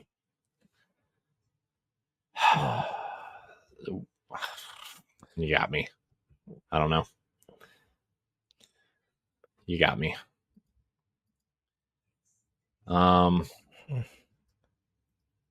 Yeah, I don't know. Anyways, so yeah, I think there's definitely a lot from Xbox that'll come over. PlayStation, I think, is the more interesting one because I think you could kind of pick and choose what games come over and like be fine, especially anything older than anything that's relevant right now. Like I think a port of the Jack trilogy would be awesome, and Sly Cooper would be awesome. Yes, I actually think like the God of War Greek Saga collection would be an interesting port. A lot of their PSP stuff probably would be better. I think I almost wonder if Infamous would be really cool. They're not doing anything with that franchise right now, right? Like if you put Infamous 1, 2 and the vampire one, right, in a package. Like think of anything that got a collection on the PlayStation 3. Dude, so because everybody's been, everybody. Sorry about that. People feel like with Infamous, it needs a remaster or it needs a sequel or it needs to make a reboot comeback. Like everybody's like getting into that. That's because who was it? Tweet or said it in an interview like they would like to go back to Infamous, but they're heads down on Ghosts and they wouldn't. Sucker Punch. Yeah, and they wouldn't have time to work on it. And it's like, well, first of all, you wouldn't do it yourself. You would either outsource it or, I don't know, give it to the team you bought that makes remakes called Blue Point. Blue Point. I don't know. Still mad out there. Dude, the Blue Point touched it. Yeah. Yeah. Blue Point is on top of their game. I'm not gonna knock them. They on top of their game when they start doing remakes and remasters and stuff. Yeah. Because all I would definitely want to be like, shoot, give me Infamous 2 because I love that game. Clean it up, give it some more color, some more pop. It's on and popping.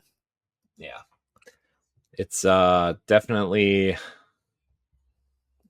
a franchise I think is worth revisiting, especially with the popularity of Spider-Man, which is actually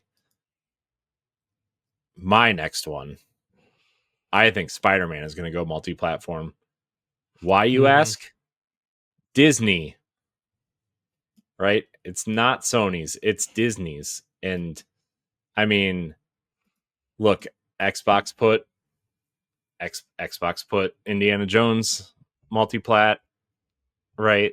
And it did really well on PlayStation and PC, right? I think you put Spider-Man and Miles Morales on Switch 2 and Xbox, like, dude, that's such easy money for PlayStation and Disney, right? That would the money they would make off of those, especially on Switch. Could you imagine having Spider-Man on Switch? Like, how many? Yeah, Dude, kids would eat that up, right? Like, kids bought PlayStations for Spider-Man, yeah. right? Like, I think, and Miles Morales, I think, is the best of the quote unquote trilogy, whatever you want to call it. I don't know. I feel like that's an easy win. I know Spider-Man's really relevant to your own ecosystem right now, but you already put it on PC. There's 3 games out there. You don't have to put all 3 of them out, especially at the same time. There's clearly a 3rd game in development and a Venom game in development, and your Wolverine's coming out. Like, your Marvel stuff is set for the next decade, essentially. Pretty much. Put that first one on there to get some excitement for this 3rd game, right? Like, I think, like, and I'm sure Disney wouldn't mind having a little extra cash to stuff under the mouse's bed. You know what I mean? Like, I really wonder if Insomniac would do the Resistance games and put a 4-pack kind of collection for Switch 2 and for Xbox. I think if they're going to do the shooters, I think they would do Killzone before they do Resistance. Killzone was way more popular. I mean, in terms of sales numbers, Killzone was way more popular.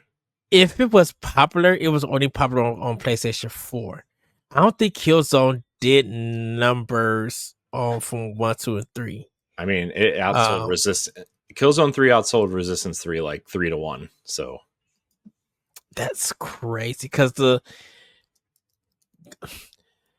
I know Killzone 3, that was PlayStation 3 when they had, well, was that PlayStation 2? They had that nice cutscene, and when it was introducing the game, and then the game didn't look like that or something.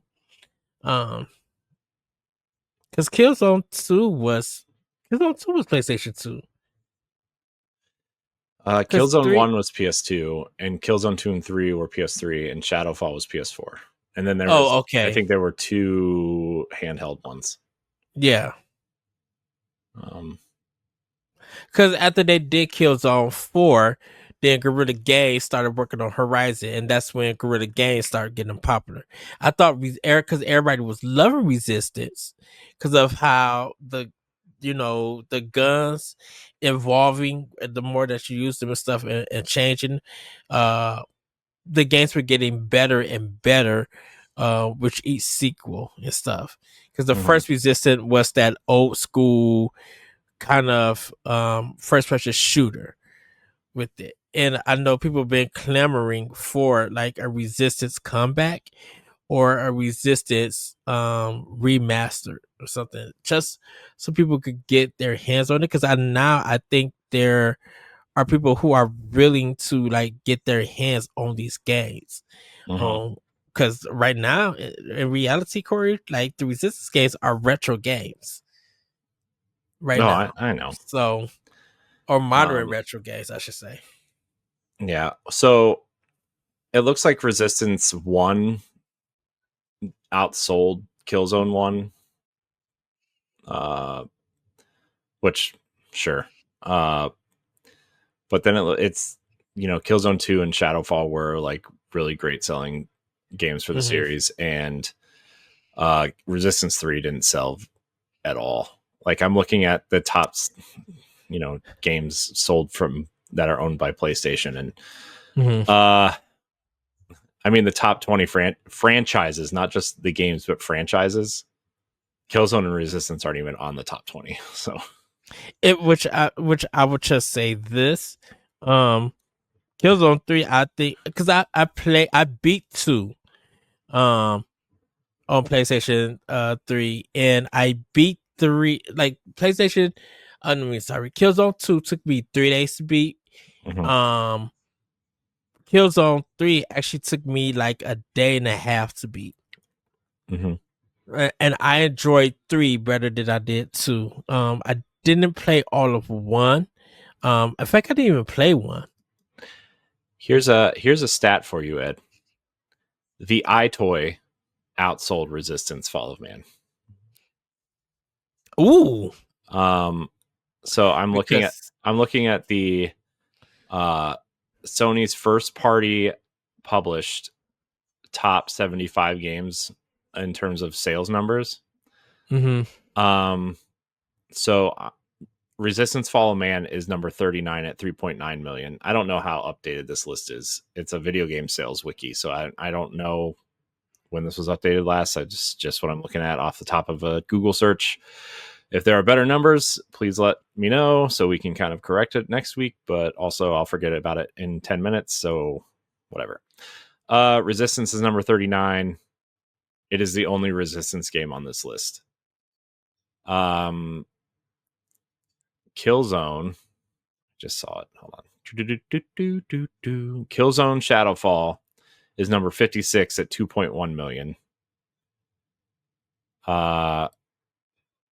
Let's see.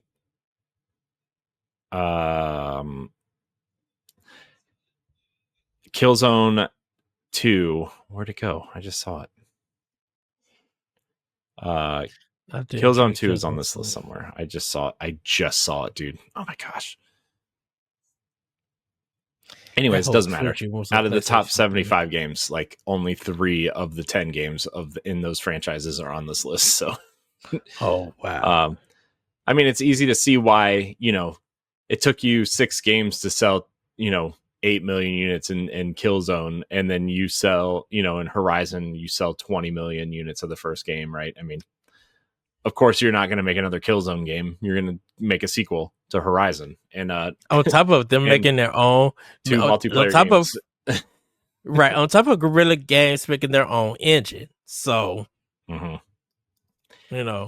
yeah, I mean, Resistance is just so good. All 3. I mean, 1 was okay as an intro. 2 is really good. 3 takes it really home. It's just like 2 and 3 they just work. They're just so good. And so I kind of feel like, if we're thinking about Halo, and bringing like the Halo collection to Switch 2, I'm just like, dude, do it for Resistance and do it for Killzone. Even, like these modern shooters were big in their own right, in a sense. They did something different. They all told different stories. Yeah, it deals with space and aliens and all of that stuff. But I'm like, at that time that. Oh, sorry. Go ahead. Sorry, you got. No, go ahead. I'm sorry. You cut out. You cut out, and I keep interrupting, and I didn't mean to. No, go ahead. Go ahead. I just also think like bringing some of these games to platforms also that may either run them better or run them well. Like obviously they would have to put them out on their own platform too, because that would be silly not to. But right. I had never played Resistance or Killzone because I wasn't interested, and I didn't care about PlayStation. So like, I played Helldivers a little bit, the first one. I wanted to play Helldivers 2, but I didn't really feel like buying it on PlayStation because I don't ever play games over there. And I knew I wasn't going to play it long enough on PlayStation to make it worth my while. But now that's coming to Xbox, I'm like, yeah, I'm totally going to play it because that's where I spend all my time. Right.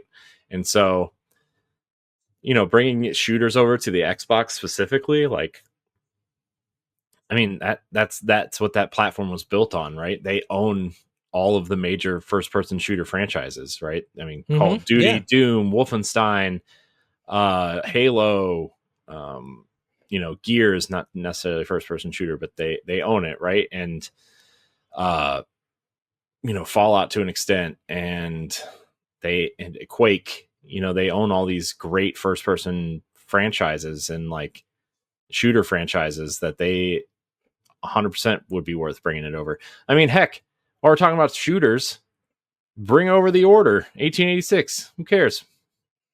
Slap a $30 price tag on it. Who cares? Right? I think they would have to go in and fix that game and just be like, it's funny. I don't know if you listen to Ready at Dawn, the former CEO of Ready at Dawn, which RIP that studio, because Facebook bought them for VR games, and then shocking, VR didn't take off, so they shut them down. Are you kidding? No, dude, this happened like 2 years ago. But he was doing an interview because he started a new studio, and they were talking about the order and asked him if he had to do it all over again, would he? He said, look, we knew the first game wasn't going to be we wanted to be a visual cinematic masterpiece, but the plan was to make the second and third game, because they were planning it as a trilogy, and it was like Order 1892 and then 1896. It was going to span like a decade essentially.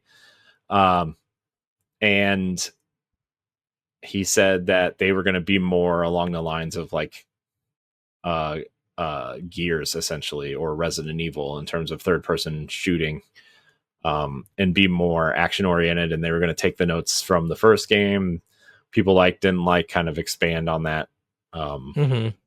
Because the story is really good, but the game, I mean, there's hardly a game there, right? I mean, it's a game there. It's just it's small. I mean, it's a small game. I mean, that's what I'm getting at.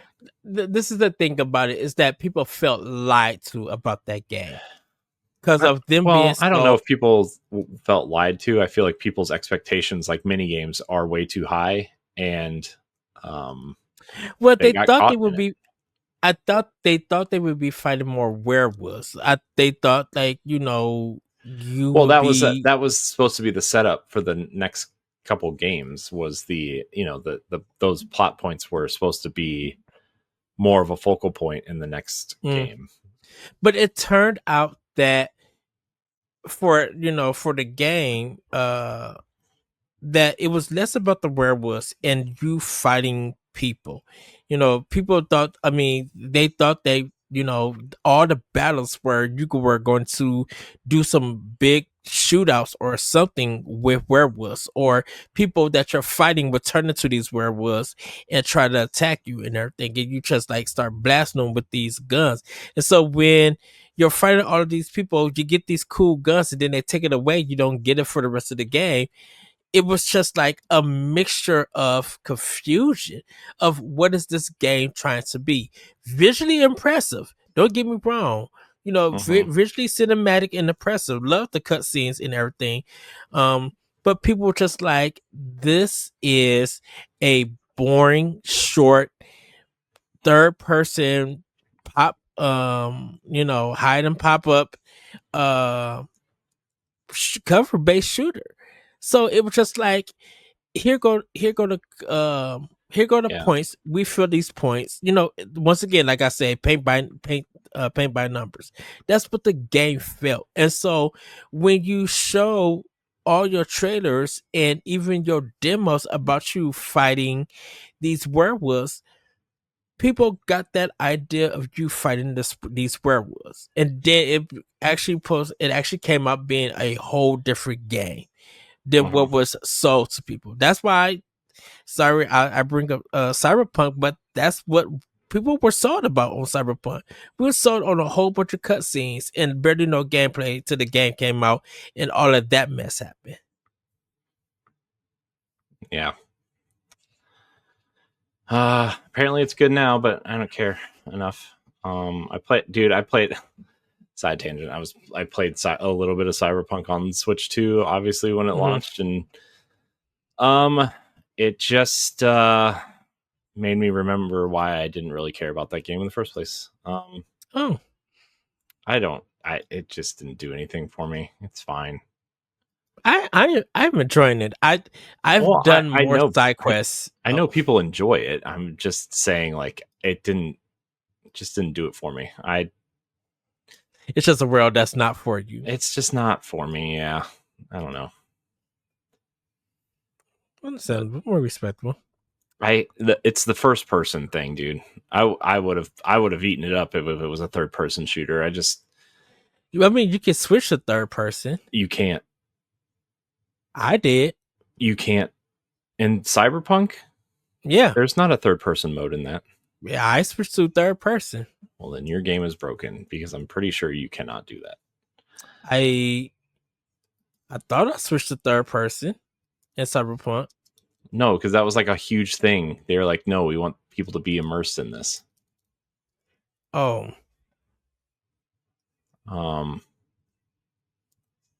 Let's see. April 10th, 2025.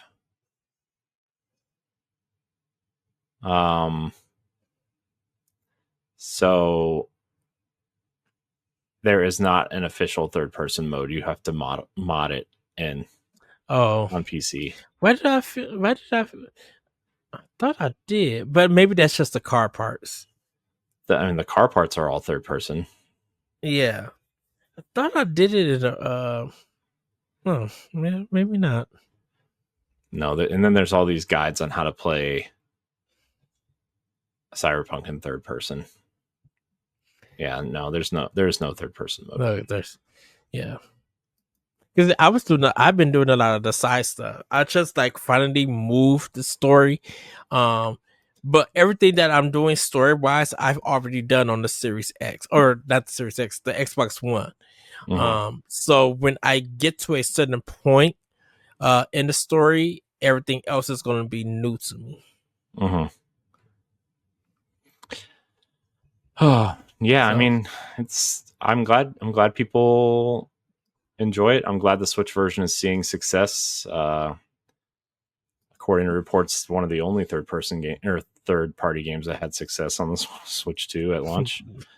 But I mean, I feel like everything else that launched, like everybody's already played Yakuza 0 who wants to play Yakuza 700 different ways and times.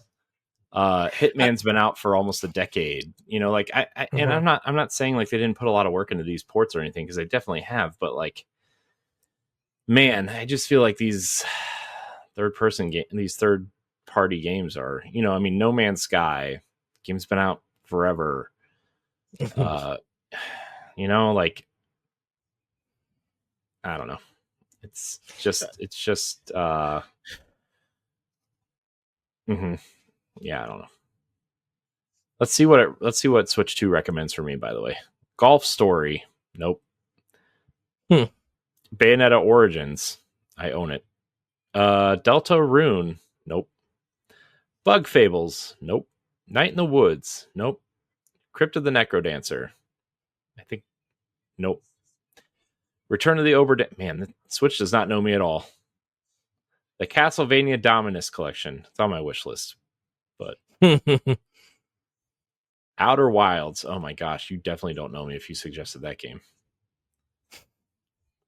That's one of those games. You know how I talk about like games that people hold to a like the way people feel about Nier Automata, or obviously currently Expedition 33, and like how people just rant and rave about games that 9 times out of 10 just 100% can't be possible.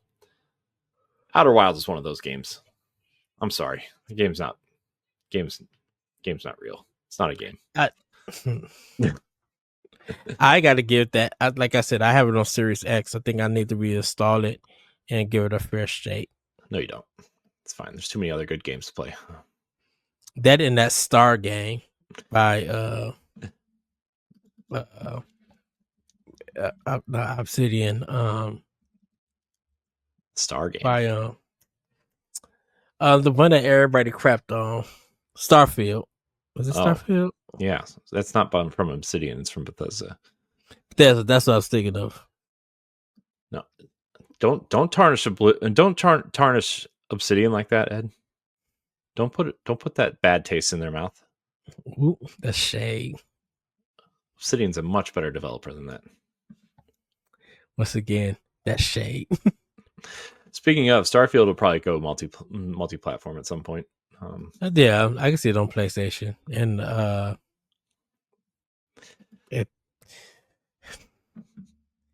they would have to really get to talking to Nintendo to get Star Fox in that mud, or just even the ship and outfit. Why they did it for Skyrim, for Zelda. I don't know why they wouldn't do it for this. Just saying, already happened. Metroid, but they weren't. Would be more of a Oh no, fit for this, but Bethesda wasn't bought by Microsoft at that time, right? I don't think so. So, but I'm like, hey, if Bethesda gets to talking to Nancy, Microsoft Bethesda gets talking to Nancy, hey, we would love to have a star, something from Star Fox in our game. Will you allow us? And we make it for Switch. Nintendo said, yeah, we will. Mm-hmm. Yep. So, anyways, all right, let's talk about PlayStation now. Let's talk about PlayStation games now. Possibly move over. This is going to be a little less. I mean, I guess we already talked about some of them. I guess we kind of just mixed and matched, didn't we? Yeah, we did. I told you I was going to forget about that Killzone and Resistance conversation in 10 minutes. took 7. So, I don't know. Do you have anything else to say about any of this? No. Are there any other Sony games you would like to see over there that would make sense? Not like, I want God of War and Horizon, because I don't think any franchise that's relevant right now is going to make it over. I mean, shoot. Well, was Sony publishing Wipeout and Twisted Metal? Twisted Metal, yes. They own both of them. So yeah. So they still own. I would like to see Wipeout on there. Some of the Wipeout series. Yeah, they just remastered the one of the the PSP one, right? For the online thing. So I could see that.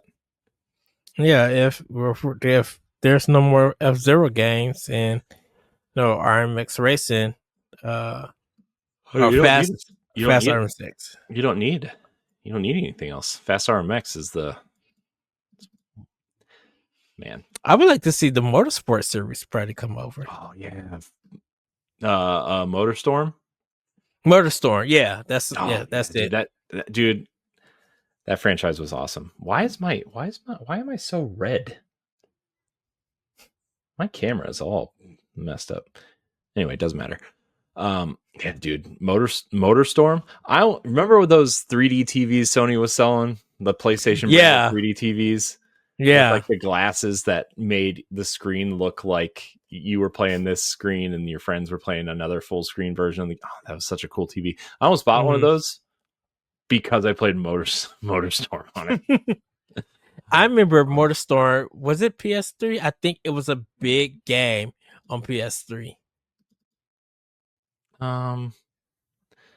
Motorstorm was big. And then it just like disappeared. Well, it was so they had the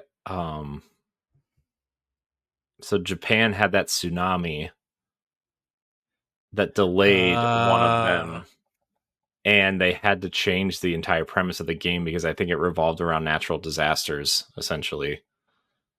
And then okay. And again, I don't know what order this was in, but they also were affected by the PSN outage. So that was not great for them. Did they studio close? Yes, they did. Because not after Motorstorm. They closed after Drive Club. Remember Drive Club? Yeah. And then somebody bought them to do another racing series, which I forget, but then they closed after that.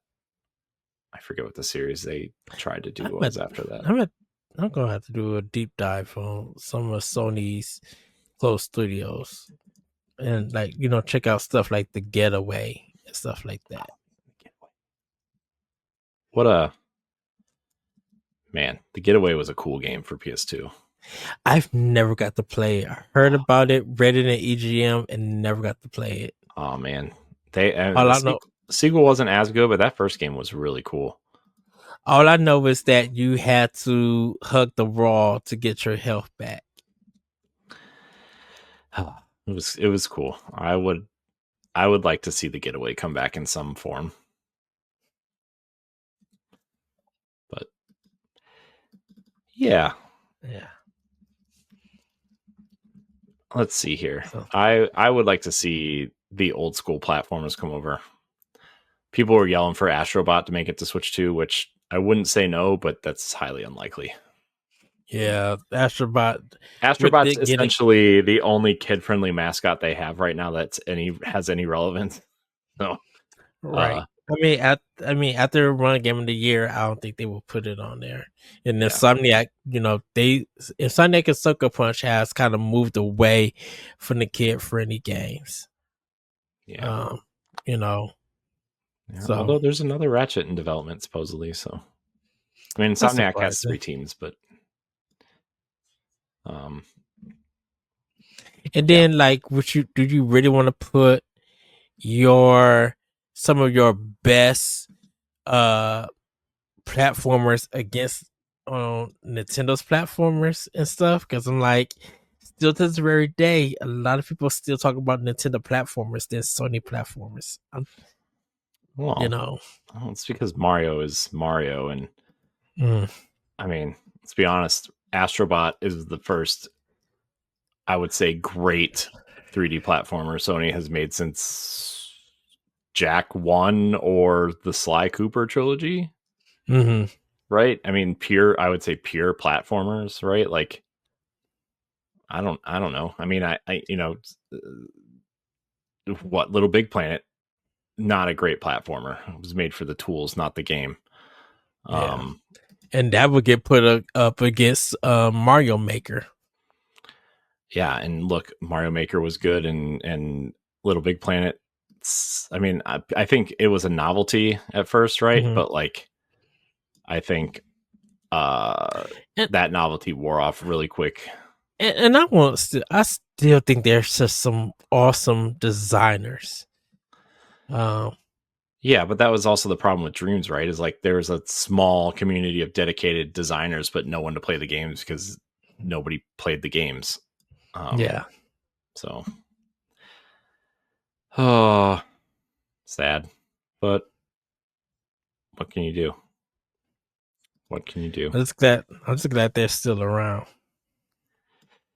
I would be surprised if they were much longer. Not to be a downer. Y'all already close. I think. Live. Oh, I think I think I don't think Sony's going to close any studios anytime soon, unless Fair Games is bad, or fails or whatever, right? Because like I wouldn't even say Concord was bad. I would just say it was uninteresting and it had that negativity going into it already. But man, Fair Games Marathon, I'm a little bit worried about Marathon. Well, I'm worried about Bungie because of Marathon. I'm not gonna lie, I don't really care a whole lot about Marathon at the moment. They have to really sell me on that, but I'm really into this new Destiny saga, and if Marathon isn't good, then Bungie goes away. How do I finish this saga? Ooh. What are they going to put out a comic book like they did for Halo for the DLC? Wow! Remember that? Did you didn't hear about that? The Halo the planned Halo Infinite DLC got canceled and put into a comic book for Halo Infinite. Yeah. No, I did not hear that. Yeah. I can't believe you didn't hear that. I didn't even know that. The campaign wasn't even the problem. It was the multiplayer that they couldn't keep up with, which I also still don't think was a problem. But the way live service works now, clearly a problem. But because I didn't even see like the comic come out or hear anything about it. It's not out yet. Are you serious? It's coming out next year because it's the 25th anniversary of Halo. They're going to release it before the remake launches. But Halo Infinite has been out for about. I'm aware, and it's going to For come out some about the years? time the DLC was ready to go. That's a mess. I mean, have you paid attention to Xbox lately? I mean, I have, but I didn't know that they was turning some. I have never heard some DLC get turned into a comic book. I mean, Mass Effect Andromeda's did. Anthem's did. There's a ton of examples. I'm gonna have to look at that.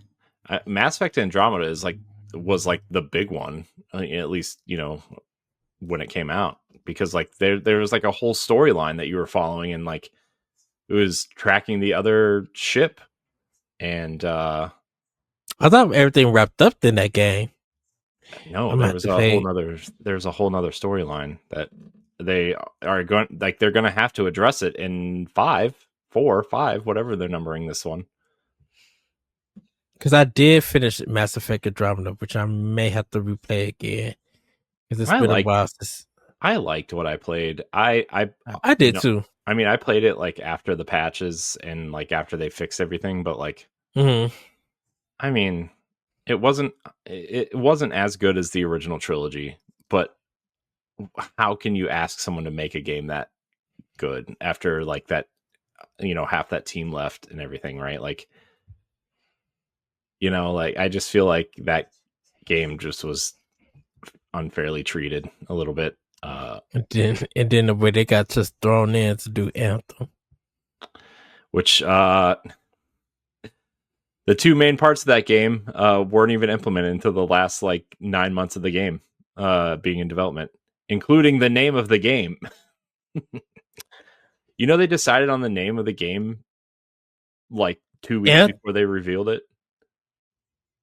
It was supposed to be called Beyond something, but somebody owns that trademark. I think it's Beyond Two Souls. I think Quantic Dream owns that trademark. And so like they had to change the name. And Anthem has nothing to do with the game. Like that name had nothing to do with the game until then. And then maybe the best mechanic in the entire game, the flying, wasn't implemented until like less than a year before the game came out. But I thought it was in I thought it was in a trailer. It was in the reveal trailer, but the game came out that year, right? Because they were trying to do the thing that because it got delayed a lot to February, I think. Yeah. But I mean, it was revealed in June and came out in February or March, right? So that's 9 months. Yeah. Like the flying was implemented like 2 or 3 months before they revealed it. Wow. Man, Anthem. That was a game I really wanted to love, and I tried. Everybody was. I mean, the flying was fun. The world was fun. The shooting was fun. Yeah, but going to spot 1, shooting a bunch of guys, going to spot 2, shooting a bunch of guys, and shooting, in a game that's supposed to be an RPG, right? I mean, if you're gonna make it a shooter, that's one thing, right? But like, when you're trying to compete with things like Destiny and The Division, like, you better come up with something a little bit more intentional, I guess. And EA was only looking for the money, not looking for the design. Which is the exact problem with what was that last game they put out? Dragon Age. They should have just Dragon Age that Dragon Age game was so good. Like, I really, can't believe really they good. didn't announce that for Switch. I like that game coming to Switch 2 as like a launch title alongside Mario Kart and Cyberpunk probably would have done it. Probably would have sold more on Switch 2 than it did. It's EA, and EA is worried about Nintendo support. So. I know, but it's just like, I don't know. Because if we only just get Madden, and that be pretty much the only game for the whole lifespan of Switch 2, I think it's going to be a wrap for their next system.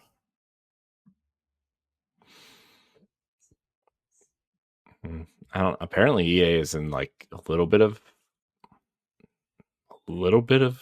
financial issues. I've heard, because they keep, the sports games are kind of what's keeping them afloat. But yeah, I heard some things about what's going on at EA. It's like, yeah, I don't know.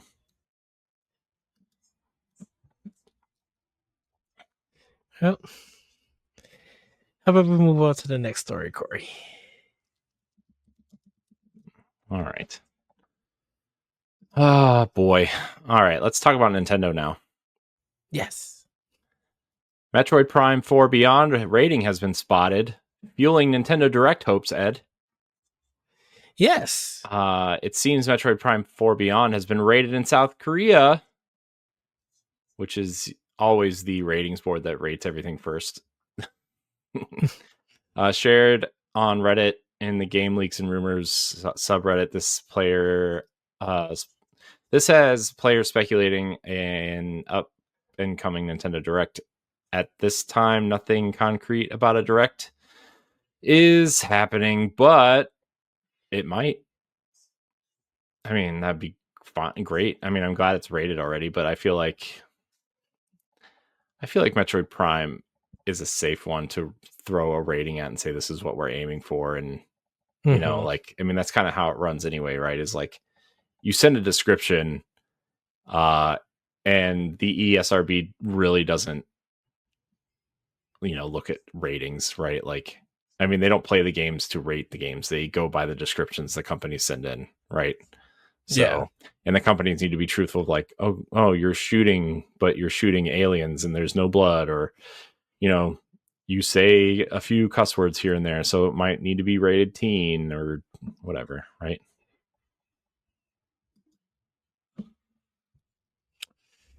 But yeah.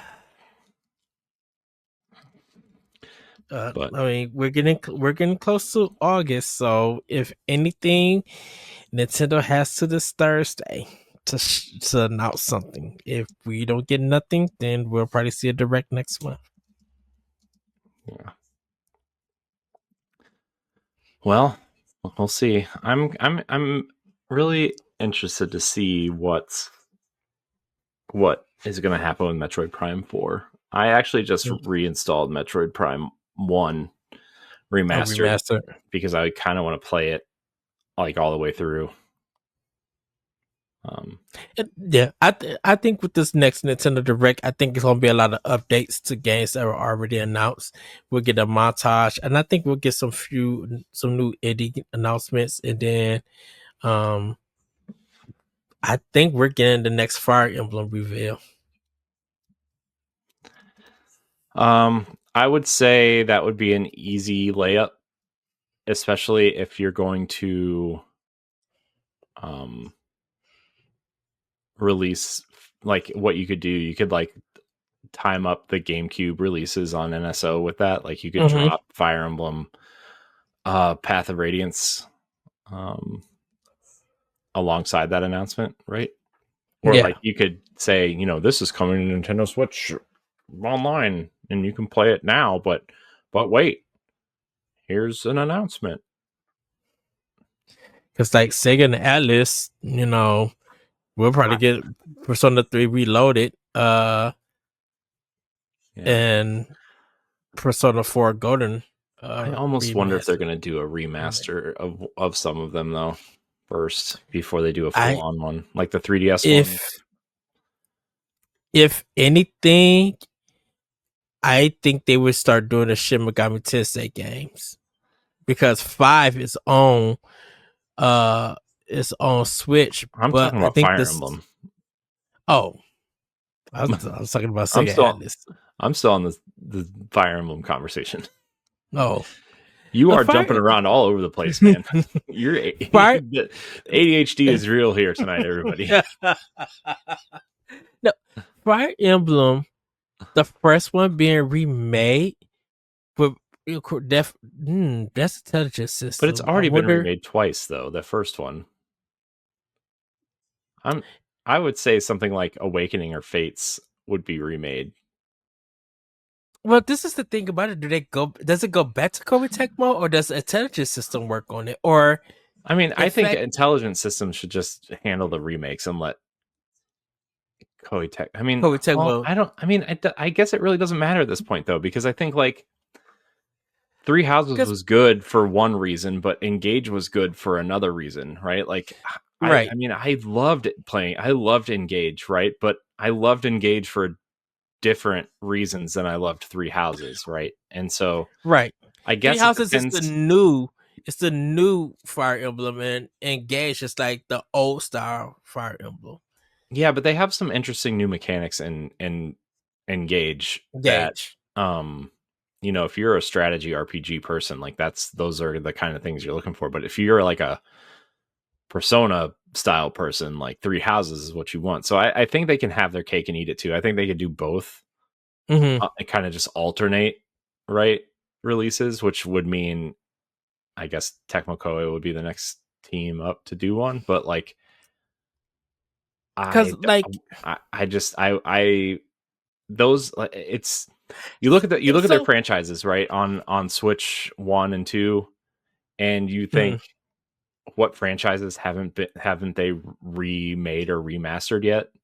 And yeah. Fire Emblem sticks out like a sore thumb, right? I mean, Oh, they did yeah. Mario RPG, right? They remade Super Mario RPG, but you're not going to remake a Fire Emblem game? Like that doesn't, you know what I mean? Like Well, that's you know, I just feel like there are games that you could remake and like not on the cheap, but mhm. like fill a void while you work on the quote unquote real one. 'Cause I think it's because of intelligence system not when they were doing it a lot with the Fire Emblem series, I think they kind of fell back, and then Koei Tecmo kind of take over while having them, because this is the thing. Koei Tecmo is booked and busy and blessed. Ninja Gaiden 4. The Neo 3, I think, that they Uh-huh. announced. Um them working with Ninja Gaiden Rage, but I'm probably overseeing it, even though that's a different developer. Um they're doing Hyrule Warriors and everything. So they kind of got like right now, I would say in house like about 3 projects. And we don't even know what else that they got Yeah. at this Well, time. then have intelligence systems. I mean, it doesn't matter who does it, right? It's just Hmm. I feel like Fire Emblem, it's been gone for a while now, right? Remember when we were getting them like all the time? Right. I felt like we were getting one every year, like every 12 to 18 months, like either a new game or a And, spinoff or like, I mean, even in 2017, we got 2 games that year, right? We got Valencia on 3DS, and then we got Fire Emblem Warriors that fall. yeah. That fall, and it's like, oh and my gosh, and Fire Emblem, and relax. intelligence system, and the intelligence system was working with Koei Tecmo to get these games, because like they were working on the 3DS with Fire Emblem. After Awakening, Fire Emblem blew up. And so I think if they do a remake, I think intelligence system is gonna is gonna headline that, um and fix some things here and there. um but I think the fans are gonna be like, we want another Fire Emblem from Koei Tecmo, because Koei Tecmo set a Well, high there's bar with Three Houses. no doubt they're gonna have Koei Tecmo do one again like that, right? Because Mm-hmm. I mean, Three Houses still outsold Engage. Like you look at the numbers, like it's still like by over a million units, it's outsold. You know, Engage, and like I know it's been out longer, obviously, but it's clear that people prefer, especially with the rise of Persona and like the recent leaks. I don't know if you saw them or not. I almost put them in the news because I think they are worth talking about, but not there's Mm-hmm. not a good enough source to say this is actually happening. But like the leaks of Metaphor, Persona 3 Reloaded, and Persona uh what the remake of 4 that they're doing are all coming to Mm-hmm. Switch, right? And like I we saw, I mean, look at the people standing in line for the physicals of 3 and 4 at the limited run booths at PAX, or like, look how much 5 sold on Switch alone, right? Like, Yeah.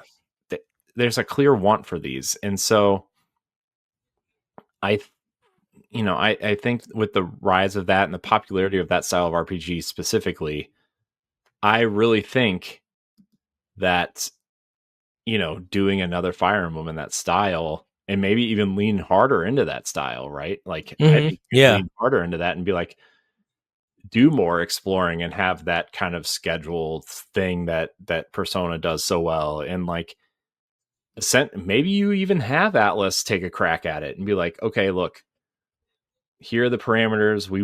People clearly like the style of the game. Like, put your influence and style into it, but make sure it's a strategy RPG. Maybe Intelligent Systems does the battle system, right?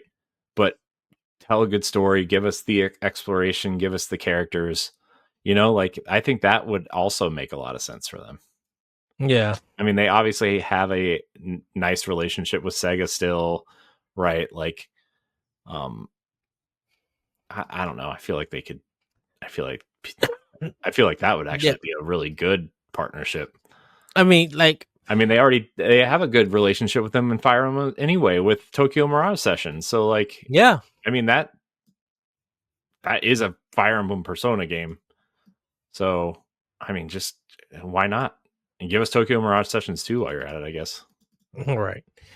And so that's why I think the next big thing for this Nintendo Direct would have to be a Fire Emblem. Because, Engage was probably maybe 2-3 years from now? 2 years, probably, I think. Engage was 2023, I think. 3. Let me look. Because that was a January release. January 20th, 2023. Yeah, so we're okay. We're going to be about 3 years away from the last Fire. I mean, I guess Fire Emblem Warriors, did that come out before Engage or after the Three Houses one? Three Houses came before. No, Three Hopes came before Three Hopes. Engage. Yeah, Three Hopes came before Engage. Yeah. Let me look that up. Because they started when Engage came out before. You're right. Yeah, when Engage came out, that was the first game that they showed for that Nintendo Direct. I think in a September Direct or something, September or August Direct, and it was just like, oh, this is beautiful. Because when we see Engage, the first thing we thought of just like, oh, they about to cosplay this like crazy. Mm-hmm. And then everybody was just like, oh, this is like old school Fire Emblem. And then when we just only seen Intelligent System, like if you really pay attention to the Direct, you'd be like, oh, okay, Koei Tecmo didn't have their hands in this because they had something else to do. I mean, and they had just finished Three Hopes, so they probably moved on other projects to do something. Yeah, but yeah, man, Fire Emblem. Let's make it happen, Nintendo. Come on, yes. We're waiting. Dude, playing Fire Emblem Engage feels like so long ago at this point. What a great game. 90 plus hours in that and the DLC. Well worth it. Hold on. On top of you playing the phone game. Oh, yeah. Forgot about the Fire Emblem. That was this year too, huh? Man. Whoops. Dang. All right, let's I guess we'll talk about something else now. I think we're on the last. Yeah, Nintendo is making a Game Boy Lego set with 421 pieces. It comes with Lego built copies of Link's Awakening and Super Mario Land. It's not playable. I know people like saw them turn it on and like pretend to play it, but it is not. It is not a playable Game Boy, everybody. It'd be cool if it was, but it's not a playable Game Boy. It looks cool. This is similar to the NES that came out a couple years ago at this point. I don't know. I think it looks cool. I think the Game Boy for me holds a special place in my heart for many reasons, but I don't know if I'll be getting this. I like Legos a lot. I don't really have any major sets because they cost too much, and there are other things I would rather buy with that money. You know, like if each set was like half the price that they are, right? I mean, does that Zelda set really need to be $300? You know, yeah, just saying. I mean, $60 is not expensive though for this. I don't know. Maybe I will. How do you feel about this? I seen it when I seen the picture. I'm like, oh, this is cool. And then I was just like, no wonder Super Mario Land and Link. Yeah, y'all picked the two ones because you would think that it would be Tetris, but there's like, no, they would have to license Tetris. So let's pick the other two great games. Actually, I will say this: when looking at the cartridges, I kind of want a pillow of them, like still designed in that Game Boy, I'm like sure something you that you could just lay on. I'm sure I'm you just can like, get a pillow on like Etsy or something. yeah, because they're just like, this is like a pillow thing. I'm like, this is kind of cool. I'm surprised there's not more stuff like that these days of like, you know, oh, I remember that game as a cartridge. Oh, it's a pillow? Cool. Let me get that. Yes. I don't know. But that's it. That's all we got for news. Let's head into Right. some Pack Watch, Ed. Pack Watch. It's time for Pack Watch. Pack Watch, the Yes. games you can play on your Switch right now or this week. Yes. Um, a lot of games. I would say two major games that people are looking forward to this year, and not AAA games, just major ones that people are looking forward to. On 7/29, Mato Monogatari. That's not how you say it. Monogatari, Fia, and the Wondrous Academy is coming out. An academy with a long storied past and a long name, apparently. Known as a place where the great mage learned and graduated.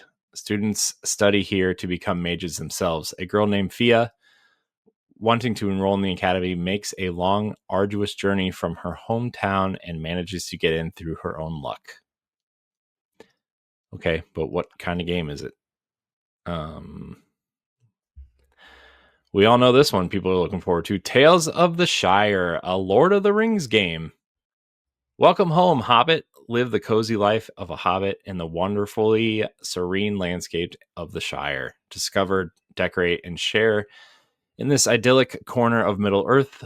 Join friendly hobbits and familiar faces awaiting your arrival in the Tales of the Shire Lord of the Rings game. So, Animal Crossing. Yeah. Oh, But people just are hoping that this game is better than that other Lord of the Rings game. Gollum. Game of the Year, Yeah. Gollum. You know, where their apology was written by AI. A mess. Lord of Ring Gollum. Never forget. Dear Me, I Was is coming out. A short tale, a long journey with a beautiful watercolor touch. It depicts the life of a woman in her ordinary and modest life. Experience her joys, her sorrows, her growth. Witness the story she spins in a life woven by those around her. A short and simple interactive adventure. Vivid visuals captured with watercolor and rotoscoping. Memorable theme music and soothing sounds. Those are your bullet points.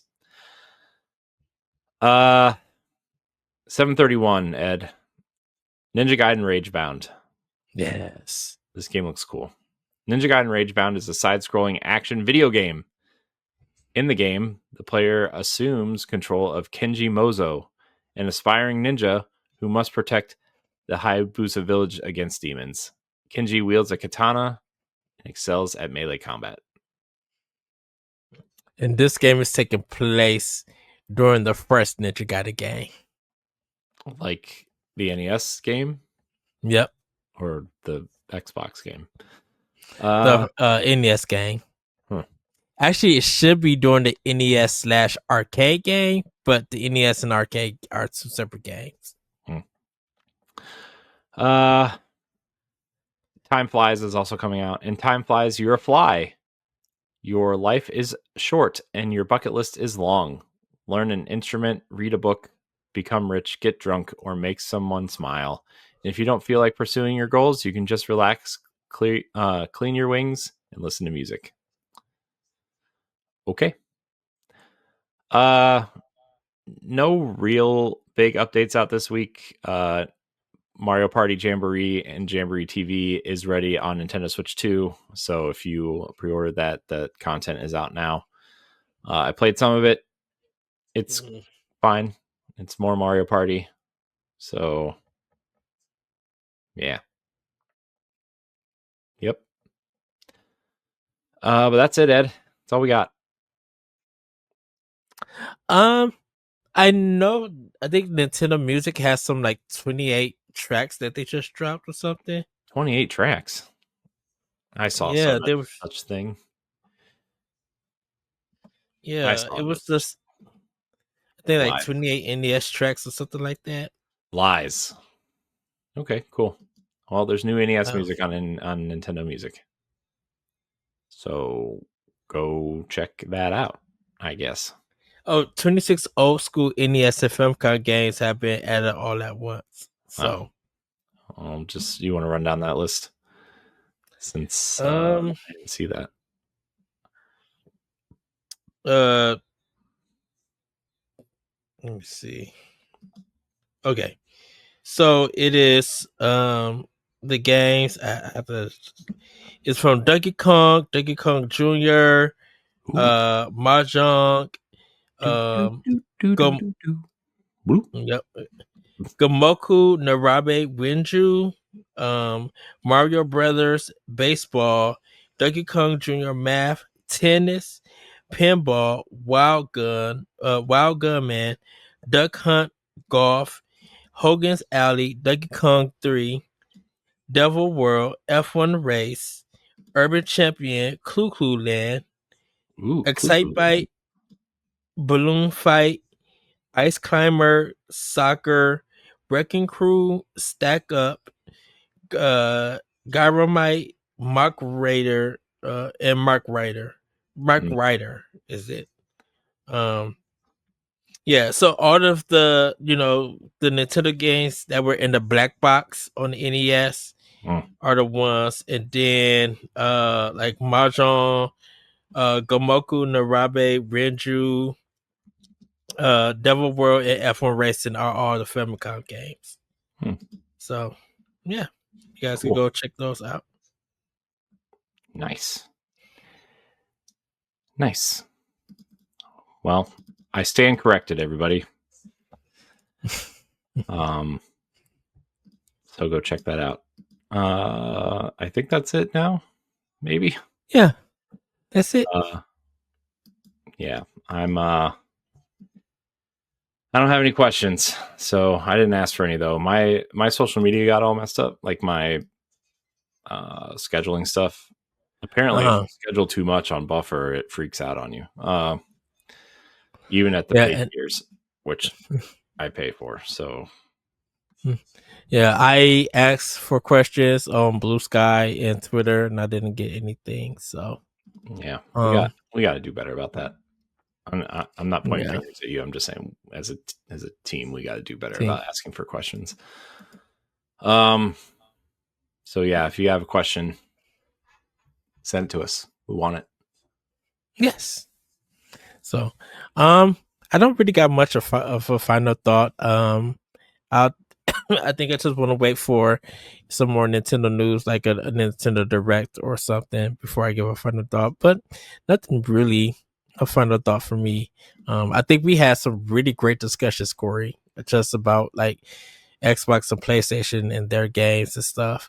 With the possibility of them coming from Nintendo. So, yeah. Anything for you? Not really. Just I have been really busy with stuff this week, and I just want to get back to playing some games. I have a lot to play right now, and it's kind of eating away at me, even though I just want to keep playing old games for some reason. And I know I don't technically have to keep up with the new stuff, but I want to. So I will. But other than that, I don't really have anything. All right. Well, everybody, thank you for watching or listening to this episode of Nintendo Pow Block. If you joined us live, follow or subscribe to the channel you're watching if you haven't done so already. If you're watching us on YouTube later, like the video and leave your comments with your thoughts on today's topics or leave one of your own we can discuss in a future episode. If you're listening on Spotify or Apple Podcasts, consider leaving us a 5-star rating and a review. You can support Boss Rush on Patreon at patreon.com/Boss Rush Network at the tier that's right for you. You can even follow for free and gain access to our base shows on one feed. Thank you again for watching and or listening, and we'll see you next time. Bye, everybody. Woohoo! Woohoo! Bye. If you want to see how you can become a Patreon producer, head on over to patreon.com/BossRushNetwork. The Patreon producers for this month are Adriel Munger, Austin Campbell, Celeste Roberts, Sana Dirrig, Francisco Santillan, Matthew Keel, and Christian S. Thanks for your continued support of the Boss Rush Network.